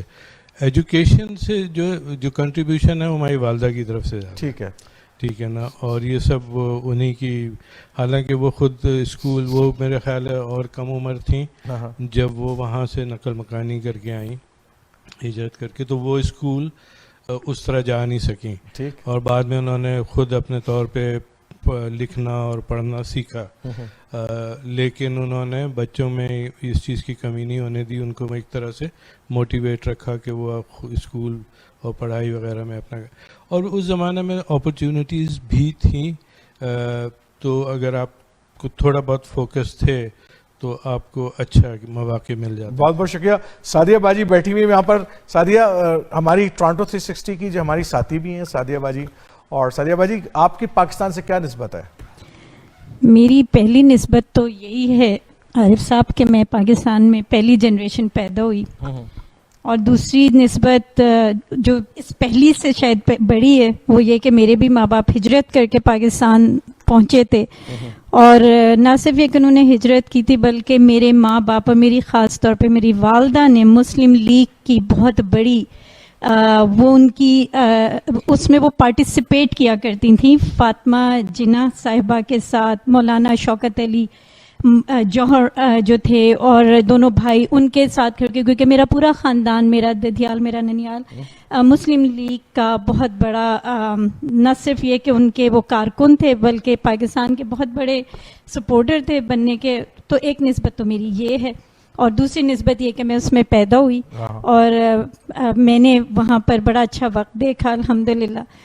میں بس ایک بات ضرور کہنا چاہوں گی جاوید صاحب کی بات سے, کہ ایک حدیث ہے کہ مسلمان ہوئے جس کے ہاتھ اور زبان سے دوسرا مسلمان محفوظ رہے. بالکل صحیح بات. تو اگر میری یہ خواہش ہے, میری یہ دعا ہے کہ کم از کم ہمارے ملک میں اس کا عملی مظاہرہ ضرور نظر آ جائے. بہت بہت شکریہ سعدیہ بھائی جی. ٹائم کم ہے, میرے پاس آصف صاحب موجود ہے. آصف صاحب کو ذرا مائک دیجیے جناب. آصف بھائی کیا فرمائیں گے؟ ہاں, میں 2-3 باتیں ہیں جو میں بتانا چاہوں گا. میرے بھی ابو جو تھے وہ گجرات سے مائگریٹ کر کے انڈیا پہنچے, اور وہ بھی پاکستان مسلم لیگ گارڈ میں تھے, بڑے ایکٹیو تھے. قائد اعظم سے ان کی ملاقات رہی, قائد اعظم کو اپنے شہر میں بلایا تھا. اور بعد میں جب وہ پاکستان آ گئے تو ان کا زیادہ تعلق پروفیشنلی ٹیکسٹائل سے رہا پوری زندگی بھر. لیکن انہوں نے ایجوکیشن میں ہمیشہ بہت زیادہ توجہ دی, فوکس دی. کمیونٹی کے اندر بھی ایجوکیشنل پروجیکٹس انہوں نے قائم کیے, اور اسی بنیاد پہ میں یہ بات کہوں گا انہوں نے تو اپنا رول ادا کر دیا. اب ہمیں یہ سوچنا ہے کہ ہمیں اب ہم کیا رول ادا کر سکتے ہیں. تو میں آپ کو ایک واقعہ بتانا چاہتا ہوں, چھوٹی سی بات. 2019 میں کراچی گیا, تو وہاں پہ میں کراچی یونیورسٹی سے میرا تعلق ہے, مائکرو بایولوجی ڈپارٹمنٹ سے. آصف جامی وغیرہ ہمارے سینئرز ہوا کرتے تھے. تو جب وہاں پہنچا تو دیکھا کہ مائکرو بایولوجی ڈپارٹمنٹ خاص طور پر کراچی یونیورسٹی بہت برا حال تھا. تو اب یہ ہم سوچا کہ میں چونکہ کراچی یونیورسٹی میں کافی ایکٹیو تھا پولیٹیکلی بھی, تو جنرل سیکرٹری بھی رہا, جوائنٹ سیکرٹری بھی رہا. تو اب یہ سوچا کہ ہم نے پہلے اتنا سارا کام کیا ہے, اب کیوں نہ کچھ کریں. تو میرے سینئرز جونیئرز نے مجھے جب دعوت دی تو ایک واٹس ایپ گروپ بنایا, اس کے بعد بڑھتے بڑھتے فیکلٹی بنی. اب جب واٹس گروپ بن جاتا ہے تو لوگ اکثر دو ہی ہمارے تمام لوگوں کو اس کا یوز آتا ہے, یا تو مذہبی فارورڈ ہوگا یا پھر پولیٹیکل ہوگا. خود لکھنے کی صلاحیت کسی میں 2 جملہ نہیں ہے. سوری ٹو سے دیٹ, یہ ہماری قوم کی اس وقت انٹلیکچوئل حال ہے. بات کو آگے بڑھائیں ذرا. جب آپ جب وہاں پہ پہنچے تو ہم نے کہا کہ ڈپارٹمنٹ کے لیے کچھ کرتے ہیں. تو میں نے یہاں سے تقریباً فنڈ ریز کیا, کچھ لوکل ہمارے دوستوں نے کیا, تقریباً 60 لاکھ روپے جمع کر کے پورے ڈپارٹمنٹ کو رینوویٹ کیا. بہت اچھی بات ہے, آپ تالیاں ہونی چاہیے اس بات کی. How we want to give back to the institution جس کی 1 ڈگری کی وجہ سے آج ہم اس دنیا میں یہاں پہ ہم کام کر رہے ہیں. بہت بہت شکریہ آصف بھائی, بہت بہت شکریہ. میں واپس آتا ہوں ادھر. جناب ہمارے ساتھ مہمان بیٹھے ہوئے ہیں 2, آصف جامی صاحب اور اکبر. آپ کی جانے سے پہلے میں ذرا جو ہے ایک کوٹ سن لوں دوبارہ سے. جی, میں سوچ رہا تھا کہ خاص طور پہ جو ہمارے ملک میں اس وقت جو معاشی جو بھی مسائل آ رہے ہیں اس کے بارے میں قائد اعظم کا جو ویژن تھا اس وقت, جب کہ ابھی یہ انسٹیٹیوشن نہیں بنے تھے ورلڈ بینک اور IMF, لیکن انہوں نے یہ محسوس کر لیا تھا کہ ہمارے ملک کو کس طرف جانا ہے. تو یہ خاص طور پر پشاور کی اسٹیٹ بینک کی برانچ تھی جس سے قائد اعظم نے خطاب فرمایا. یہ انگریزی میں ان کا وہ کوٹ ہے, وہ میں آپ کو پڑھ کے سناتا ہوں. Please. I shall watch with keenness the work of your research organization in evolving banking practices compatible with Islamic ideas of social and economic life. The economic system of the West has created almost insoluble problems for humanity. And to many of us it appears that only a miracle can save it from disaster. That is not facing the world. It has failed to do justice between man and man and to eradicate friction from the international field. On the contrary, اب یہ وہ message ہے کہ جو انہوں نے دیا کہ ہمارے اسٹیٹ بینک کو یا ہمارے ملک میں جو بھی فائنانس کا وہ کس طرح سے ہونا چاہیے. On the contrary, it was largely responsible for the 2 world wars in the last half century. The adoption of Western economic theory and practice will not help us in achieving our goal of creating a happy and contented people.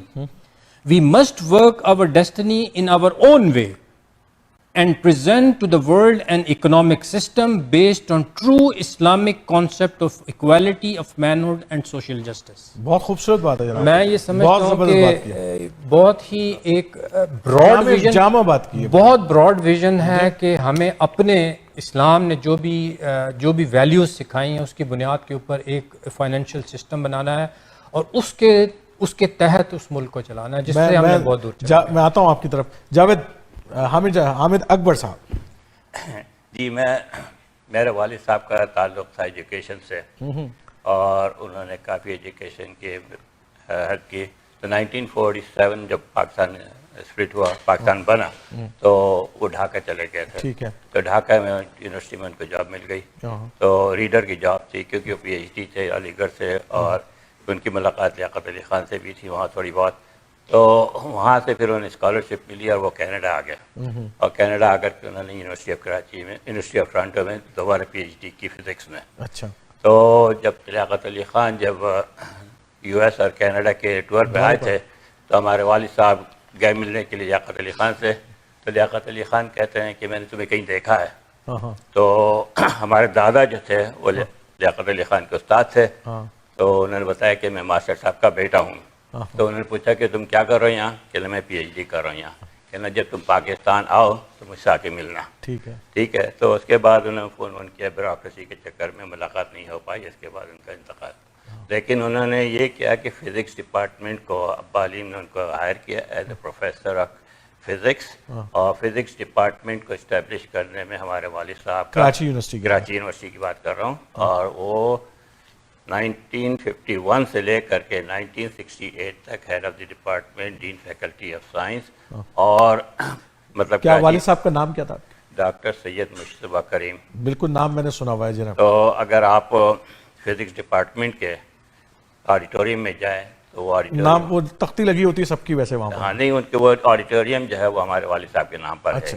بہت بہت شکریہ جناب. یہ دیکھیں پاکستان سے محبت کا سفر ہے، ہر ایک کا ایک اپنا کنٹریبیوشن ہے. آصف جامی صاحب میرے تاریخ اپنے اندر ایک سموئے رکھتے ہیں. ویسے تو ان کا تعلق جامعہ کراچی سے بھی ہے، ان کی کئی نشانیاں ہیں جن لوگ جانتے ہیں ان کو. پی آئی اے سے بھی ان کا بڑا گہرا تعلق رہا ہے، وہاں ہیومن ریسورس کے ڈپارٹمنٹ سے ان کا بڑا گہرا تعلق رہا ہے. آصف بھائی.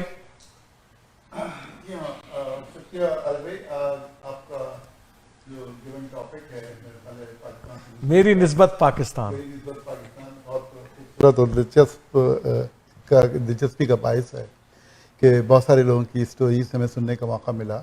اب میں اس کو صرف جلدی دو حصوں میں تقسیم کر دیتا ہوں. اس لیے کہ میرا تعلق تو ظاہر ہے کہ ہجرت والے لوگوں میں نہیں ہے. میں تو پاکستان میں ہی پیدا ہوا، اور میرے بڑے بھائی بھی، اور یہیں سے ہمارے مطلب باقی بہن بھائی بھی سارے پاکستان میں ہی رہے. لیکن میرے والد اور والدہ اور میری پھوپھی اور میری دادی یہ سب ظاہر ہجرت کے اس عمل سے گزرے ہیں. میرے دادا مولانا معین الدین اجمیری جو جامعہ معینیہ عالیہ کے ذمہ دار تھے، انہی کا بنایا ہوا ایک مدرسہ تھا اجمیر میں، جس میں کافی بڑی تعداد مشرف با اسلام بھی ہوئی، جس میں سکھ اور ہندو وغیرہ سارے لوگ بھی اس میں پڑھتے رہے، اور کافی شہرت یافتہ وہ مدرسہ تھا. معید المنطق کے نام سے جو منطق پڑھائی جاتی ہے دیوبندی اور بریلوی مسلک کے مدارس کے اندر، تو آج بھی وہ کتاب وہاں پر پڑھائی جاتی ہے. تو والد صاحب کی شادی دہلی میں ہوئی، میرے ماموں اور میری والدہ وہیں تھی. تو عین وقت پر یہی 47 والے واقعات شروع ہوئے، تو انہوں نے وہاں بلا لیا اجمیر میں کہ آپ واپس یہاں پر آ جائیں. یہاں سے کیونکہ بہت وسیع پیمانے پر لوگوں سے واقفیت و تعلقات ہیں، تو ہم آپ کو پاکستان کے لیے روانہ کر دیتے ہیں. اس عرصے میں بڑی کوشش کر کے کچھ لوگوں سے، جس میں سکھ سردار بھی شامل تھے، انہوں نے وعدہ کیا کہ نہیں، ہم ان کو کھوکھرا پار والی جو سرحد ہے اس سے مطلب لے جائیں گے. لیکن اس سے پہلے ہی ایک جگہ حملہ ہوا، اور اس میں کم و بیش یعنی بہت بڑی تعداد جو ہے وہ ماری گئی. میرے والد صاحب کو بھی یہ سمجھ کر کہ وہ شاید مطلب شہید ہو چکے ہیں، تو ان کو چھوڑ کر چلے گئے. تو ان کے سر پر جو ہے چوٹ آئی تھی، تو جو خون کا فوارہ بہا تو وہ سارے لوگ بھاگ گئے کہ تو مر گئے. لیکن بہرحال انہی میں سے مطلب جو ہے خدا کا شکر ہے کہ وہ کسی طرح سرحد پار کرنے میں کامیاب ہو گئے. حیدرآباد ہمارا پہلا مسکن تھا، وہاں رہے. وہاں پر ہی پھر لیاقت علی خان جب وزیر اعظم بنے ہیں، تو اس کے ساتھ ہی میرے ماموں ان کے ساتھ ان کے سیکیورٹی اس میں شامل تھے. تو انہوں نے مشورہ دیا کہ آپ پھر کراچی چلے جائیں. پھر کراچی میں جامعہ ملیہ کا ادارہ سب کو پتہ ہے، مولانا محمد علی جوہر اور حکیم مجمل خان اور ذاکر حسین صاحب، ڈاکٹر ذاکر حسین اور ڈاکٹر محمود حسین، ان سب کی کوشش و کاوش کا نتیجہ تھا وہ ایک ایسا ادارہ ہے جس سے ہماری بڑی جذباتی وابستگی ہے، ہمارے اس لیے آپ جامعی لکھتے ہیں، پیرنٹس سے لے کر، اور میں اس لیے جامعی بھی ہوں، اور جامعہ ملیہ ملیر تک جس کی دوسری برانچ کراچی میں یہاں پر تھی، شفیع نقی جامعی، اور باقی سارے ساتھی بھی ہمارے وہیں سے نکلے ہیں، تو وہاں پر ان کا مدرس کی حیثیت سے وہ سلسلہ جاری رہا. اور پھر جو ہمارا دور ہے، تو اگر میں جب پیدا ہوا ہوں تو اس وقت پاکستان کی عمر 5 سال تھی، اور جس وقت میں 10 سال کا تھا تو اس وقت پہلی مرتبہ میرے کانوں میں صدر ایوب خان کا نام اور اسکندر مرزا کا نام اور اس طرح کے نام جو بہت، یعنی جو تھوڑا بہت جو مجھے یاد ہے، لیکن اس کے بعد ہی اچھی باتیں جو یہ لگیں کہ اس دور میں لوگوں نے بڑا سراہا کہ جو اقدامات جو ہے اس وقت کے ماشاء اللہ نے لیے تھے، اس سے لوگوں میں بڑی ہوپ پیدا ہوئی، پہنچی، لیکن ڈیم بھی اسی زمانے بنے، انڈسٹریلائزیشن ہوئی، بہت ساری چیزیں پازیٹیو تھے سارے، اور لوگ اتنا زیادہ نفرت کا اظہار نہیں ہوتا تھا.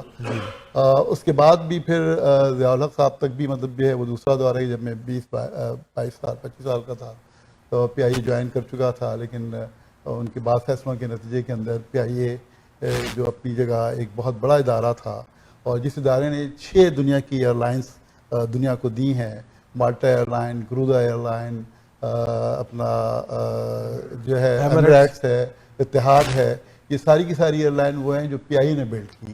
پی آئی اے کے انجینئرز، پی آئی اے کے آفیسرز، پی آئی اے کے پائلٹس، پی آئی اے کے سارے لوگ جو ان کے لیے کام کر سکتے تھے وہ انہوں نے کیا، اور اس کو ایک بام عروج تک پہنچایا. اور یہی آج کل جو جیلانی صاحب کا نام آپ کو سننے میں آ رہا ہے، یہی ہمارے ڈیفینس سیکریٹری بھی ہوتے تھے، اور پی آئی اے ظاہر انہی کے انڈر میں آتا تھا. تو وہ پی آئی اے آج بالکل زمین بوس ہوتا نظر آ رہا ہے. نہ صرف یہ بلکہ سارے اداروں کا حال یہی ہے. تو بس آخر میں یعنی نیگیٹیولی نہیں، لیکن اس کو اگر آپ پازیٹیولی لیں کہ یہ وہ چیزیں ہیں کہ جس کو ہم سدھار سکتے ہیں، اور اپنے اس ملک کو، وطن کو جو تھوڑا بہت مختصر سے ابھی حسن صاحب نے بھی مطلب جی مختصر سی بات، میں آج چاہ رہا ہوں کہ آج ہم جو ہے نا ایک امید پر اس پروگرام کا اختتام کریں، بجائے یہ کہ ہم یہاں سے سب لوگ مایوسی لے کے اٹھیں. اس کو نیگیٹو نہ لیں، بلکہ اسی سے پھر مثبت پہلو اس کا نمایاں ہو سکے گا. چور چور آس ہے ایشور حسین پر، المیہ ہی المیہ پاک سر زمین پر، دور تک اندھیرے ہیں، یاس کے بسیرے ہیں، گھات میں لٹیرے ہیں، غاصبوں کے ڈیرے ہیں، کیسی رات چھا گئی صبح آفرین پر، المیہ ہی المیہ ہے پاک سر زمین پر. اور اہل زر کا راج ہے، جبر تخت و تاج ہے، ظلم کا سماج ہے، روک لا علاج ہے، اور خوف ہے ہراس ہے، تشنگی ہے پیاس ہے، چھت ہے نہ لباس ہے، چور چور آس ہے. اور ہائے لٹ گیا یقین مرکز یقین، المیہ ہی المیہ پاک سر زمین پر، چور چور آس ہے.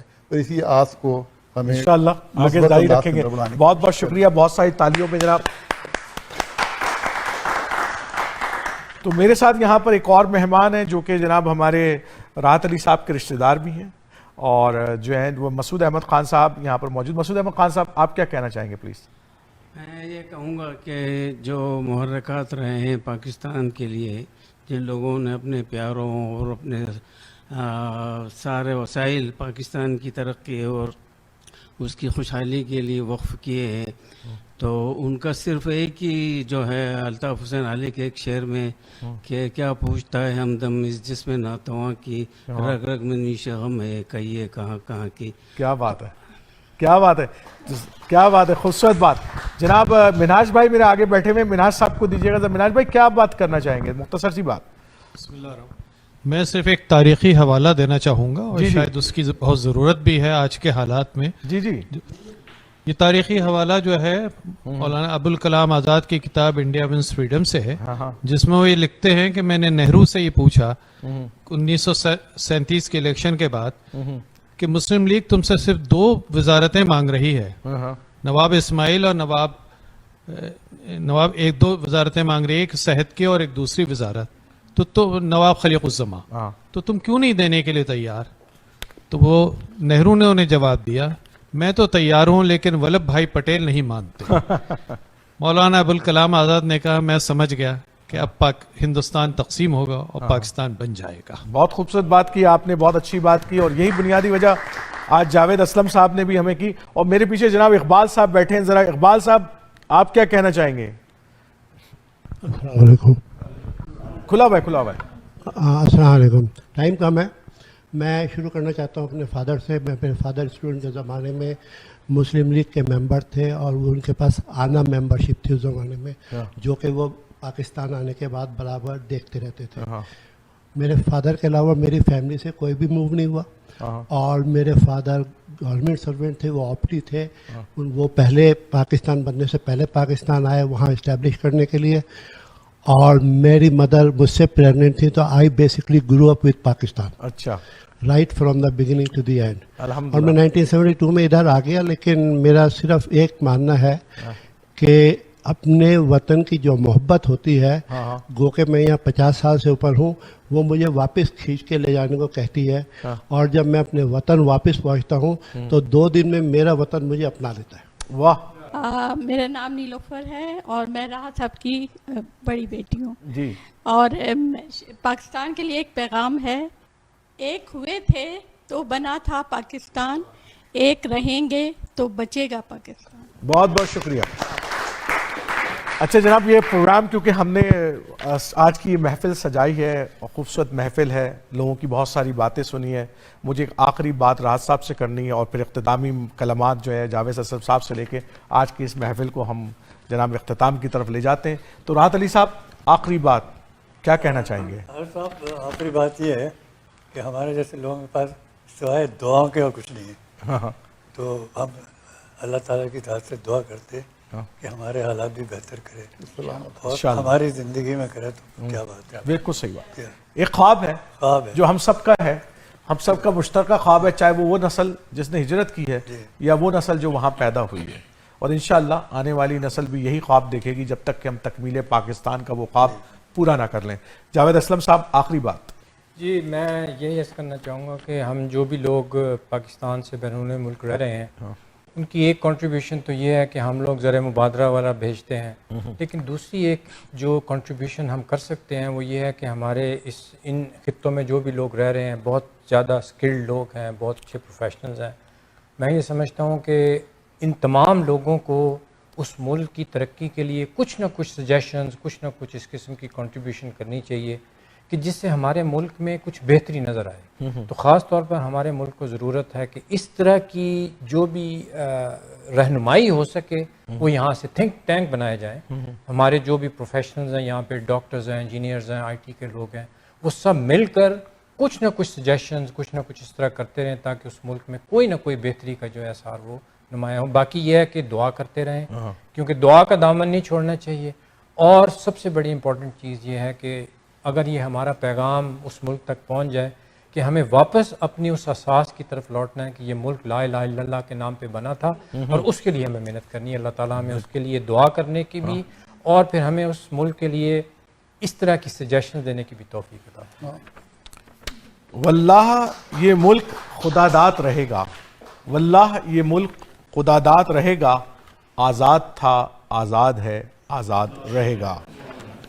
تو آج کی یہ محفل اختتام کی پذیر کی جاتے ہیں. میں بہت بہت شکر گزار ہوں آپ تمام مہمانان کا, خاص طور پر اپنے اسپانسرز کا, گلوبل امیگریشن سروسز کے جناب فراز خان صاحب کا بہت بہت شکریہ فراز بھائی آپ کا کہ ایک کال کے اوپر آپ نے لبیک کہا اور کہا کہ اتنا خوبصورت پروگرام آپ بتا رہے ہیں, میری اسپانسرشپ حاضر ہے. اس کے علاوہ اسد دین اینڈ ایسوسیٹ ہمیشہ میرے بہت معاون رہے ہیں, چاہے وہ رمضان کوئز ووئز کا پروگرام ہو, اقبال ڈے کا پروگرام ہو, کوئی پروگرام ہو, وہ آگے بڑھ کر مدد کرتے ہیں, سپورٹ کرتے ہیں. بہت بہت شکریہ اسد دین تمہارا. اور اس کے علاوہ جناب اکنا ریلیف کینیڈا تو خیر ہے ہی, ہمیشہ سے ساتھ ہے. پہلے دن سے جب سے میں نے اس پروگرام کو 5 سال ہو گئے, جب سے میں میڈیا سے وابستہ ہوا ہوں, اس دن سے لے کے آج تک اکنا ریلیف کینیڈا میرے ساتھ ہے اور ہماری سپورٹ کرتی ہے. میں تمام مہمانان کا بہت بہت شکر گزار ہوں. پاک پائنیئر کمیونٹی کہ انہوں نے اپنے حضرات کو یہاں پر بھیجا, بہت بہت شکر گزار ہوں. رضوی صاحب یہاں پر موجود ہیں ان کے. اس کے علاوہ اکنا کا جو سینئر ونگ ہے خالد بھائی نے ان تمام لوگوں کو یہاں پر لے کر آئے, کچھ لوگوں کو. اور اس کے علاوہ جو IPC سے جو تعلق ہے ہمارا, اور حامد اکبر صاحب یہاں موجود ہیں. وہ تمام لوگ یہاں پہ ہیں. میں تمام دل کا بہت بہت مشکور ہوں. اس کے علاوہ راحت علی صاحب اور ان کی تمام فیملی کا بہت مشکور ہوں کہ انہوں نے آ کر اپنی اسٹوری یہاں پہ سنائی. جاوید اسلم صاحب کا بہت شکر گزار ہوں کہ انہوں نے پاکستان کے حوالے سے جو نظریاتی گفتگو تھی اس کو آج بہت خوبصورت الفاظ میں سمیٹا ہے. جزاک اللہ خیر. انشاءاللہ زندگی رہی تو پھر کسی خوبصورت پروگرام کے ساتھ پھر آپ کے ساتھ موجود ہوں گے. انٹل دین السلام علیکم ورحمۃ اللہ وبرکاتہ. प्यार है हमें प्यार है पाकिस्तान से दिल जान से प्यार है हमें प्यार है पाकिस्तान से दिल जान से.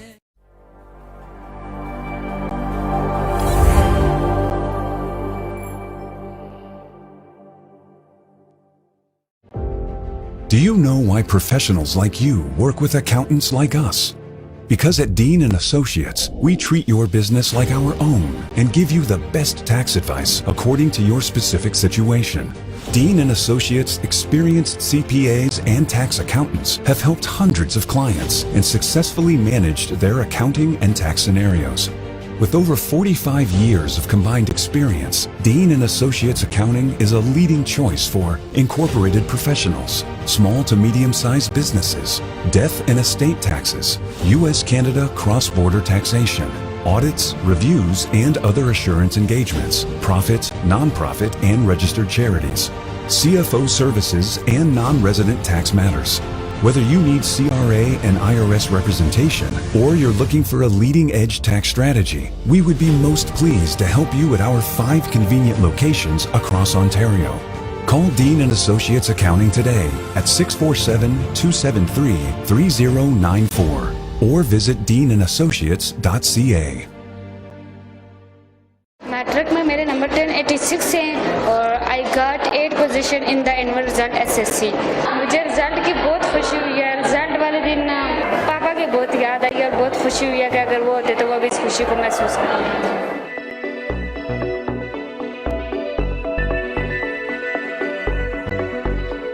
मेरा नाम नसरीन अख्तर है. ये मेरे 4 बच्चे हैं.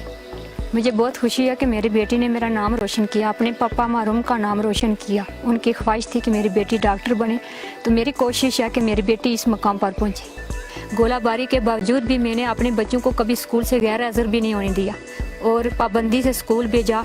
और कोशिश है मेरी कि मेरे बच्चे एक अच्छे मकाम पर फाइज हों, अपने मुल्क, अपने कौम, अपने वतन, अपने माँ बाप, अपने साजा का नाम रोशन करें. हम जैसी बेवा माओं और इन यतीम बच्चों की जो वो मदद कर रहे हैं, हम जितना भी शुक्रिया अदा करें इतना ही कम है. मैं दुआ करती हूँ अल्लाह ताला इस इदारे को सलामत रखे और इसी तरह इन यतीम बच्चों की मदद करते रहें.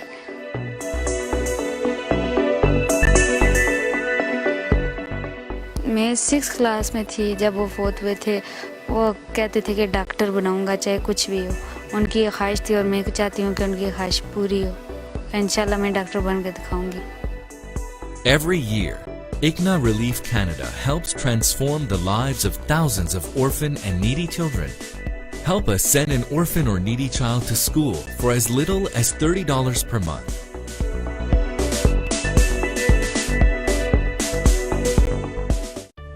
Global immigration and investment services के फराज खान की जानिब से तमाम अहले वतन पाकिस्तानियों को जश्न आज़ादी की बहुत बहुत मुबारक हो. आप हमसे अपनी तमाम इमिग्रेशन सर्विस के हवाले से रब्ता कर सकते हैं. हमारा नंबर है 1-888-787-7797. इसके अलावा www.giiis.ca पर भी आप अपने तमाम इमिग्रेशन के बारे में मालूमात हासिल कर सकते हैं. Revamp your barbecue season with unbeatable deals at Dixie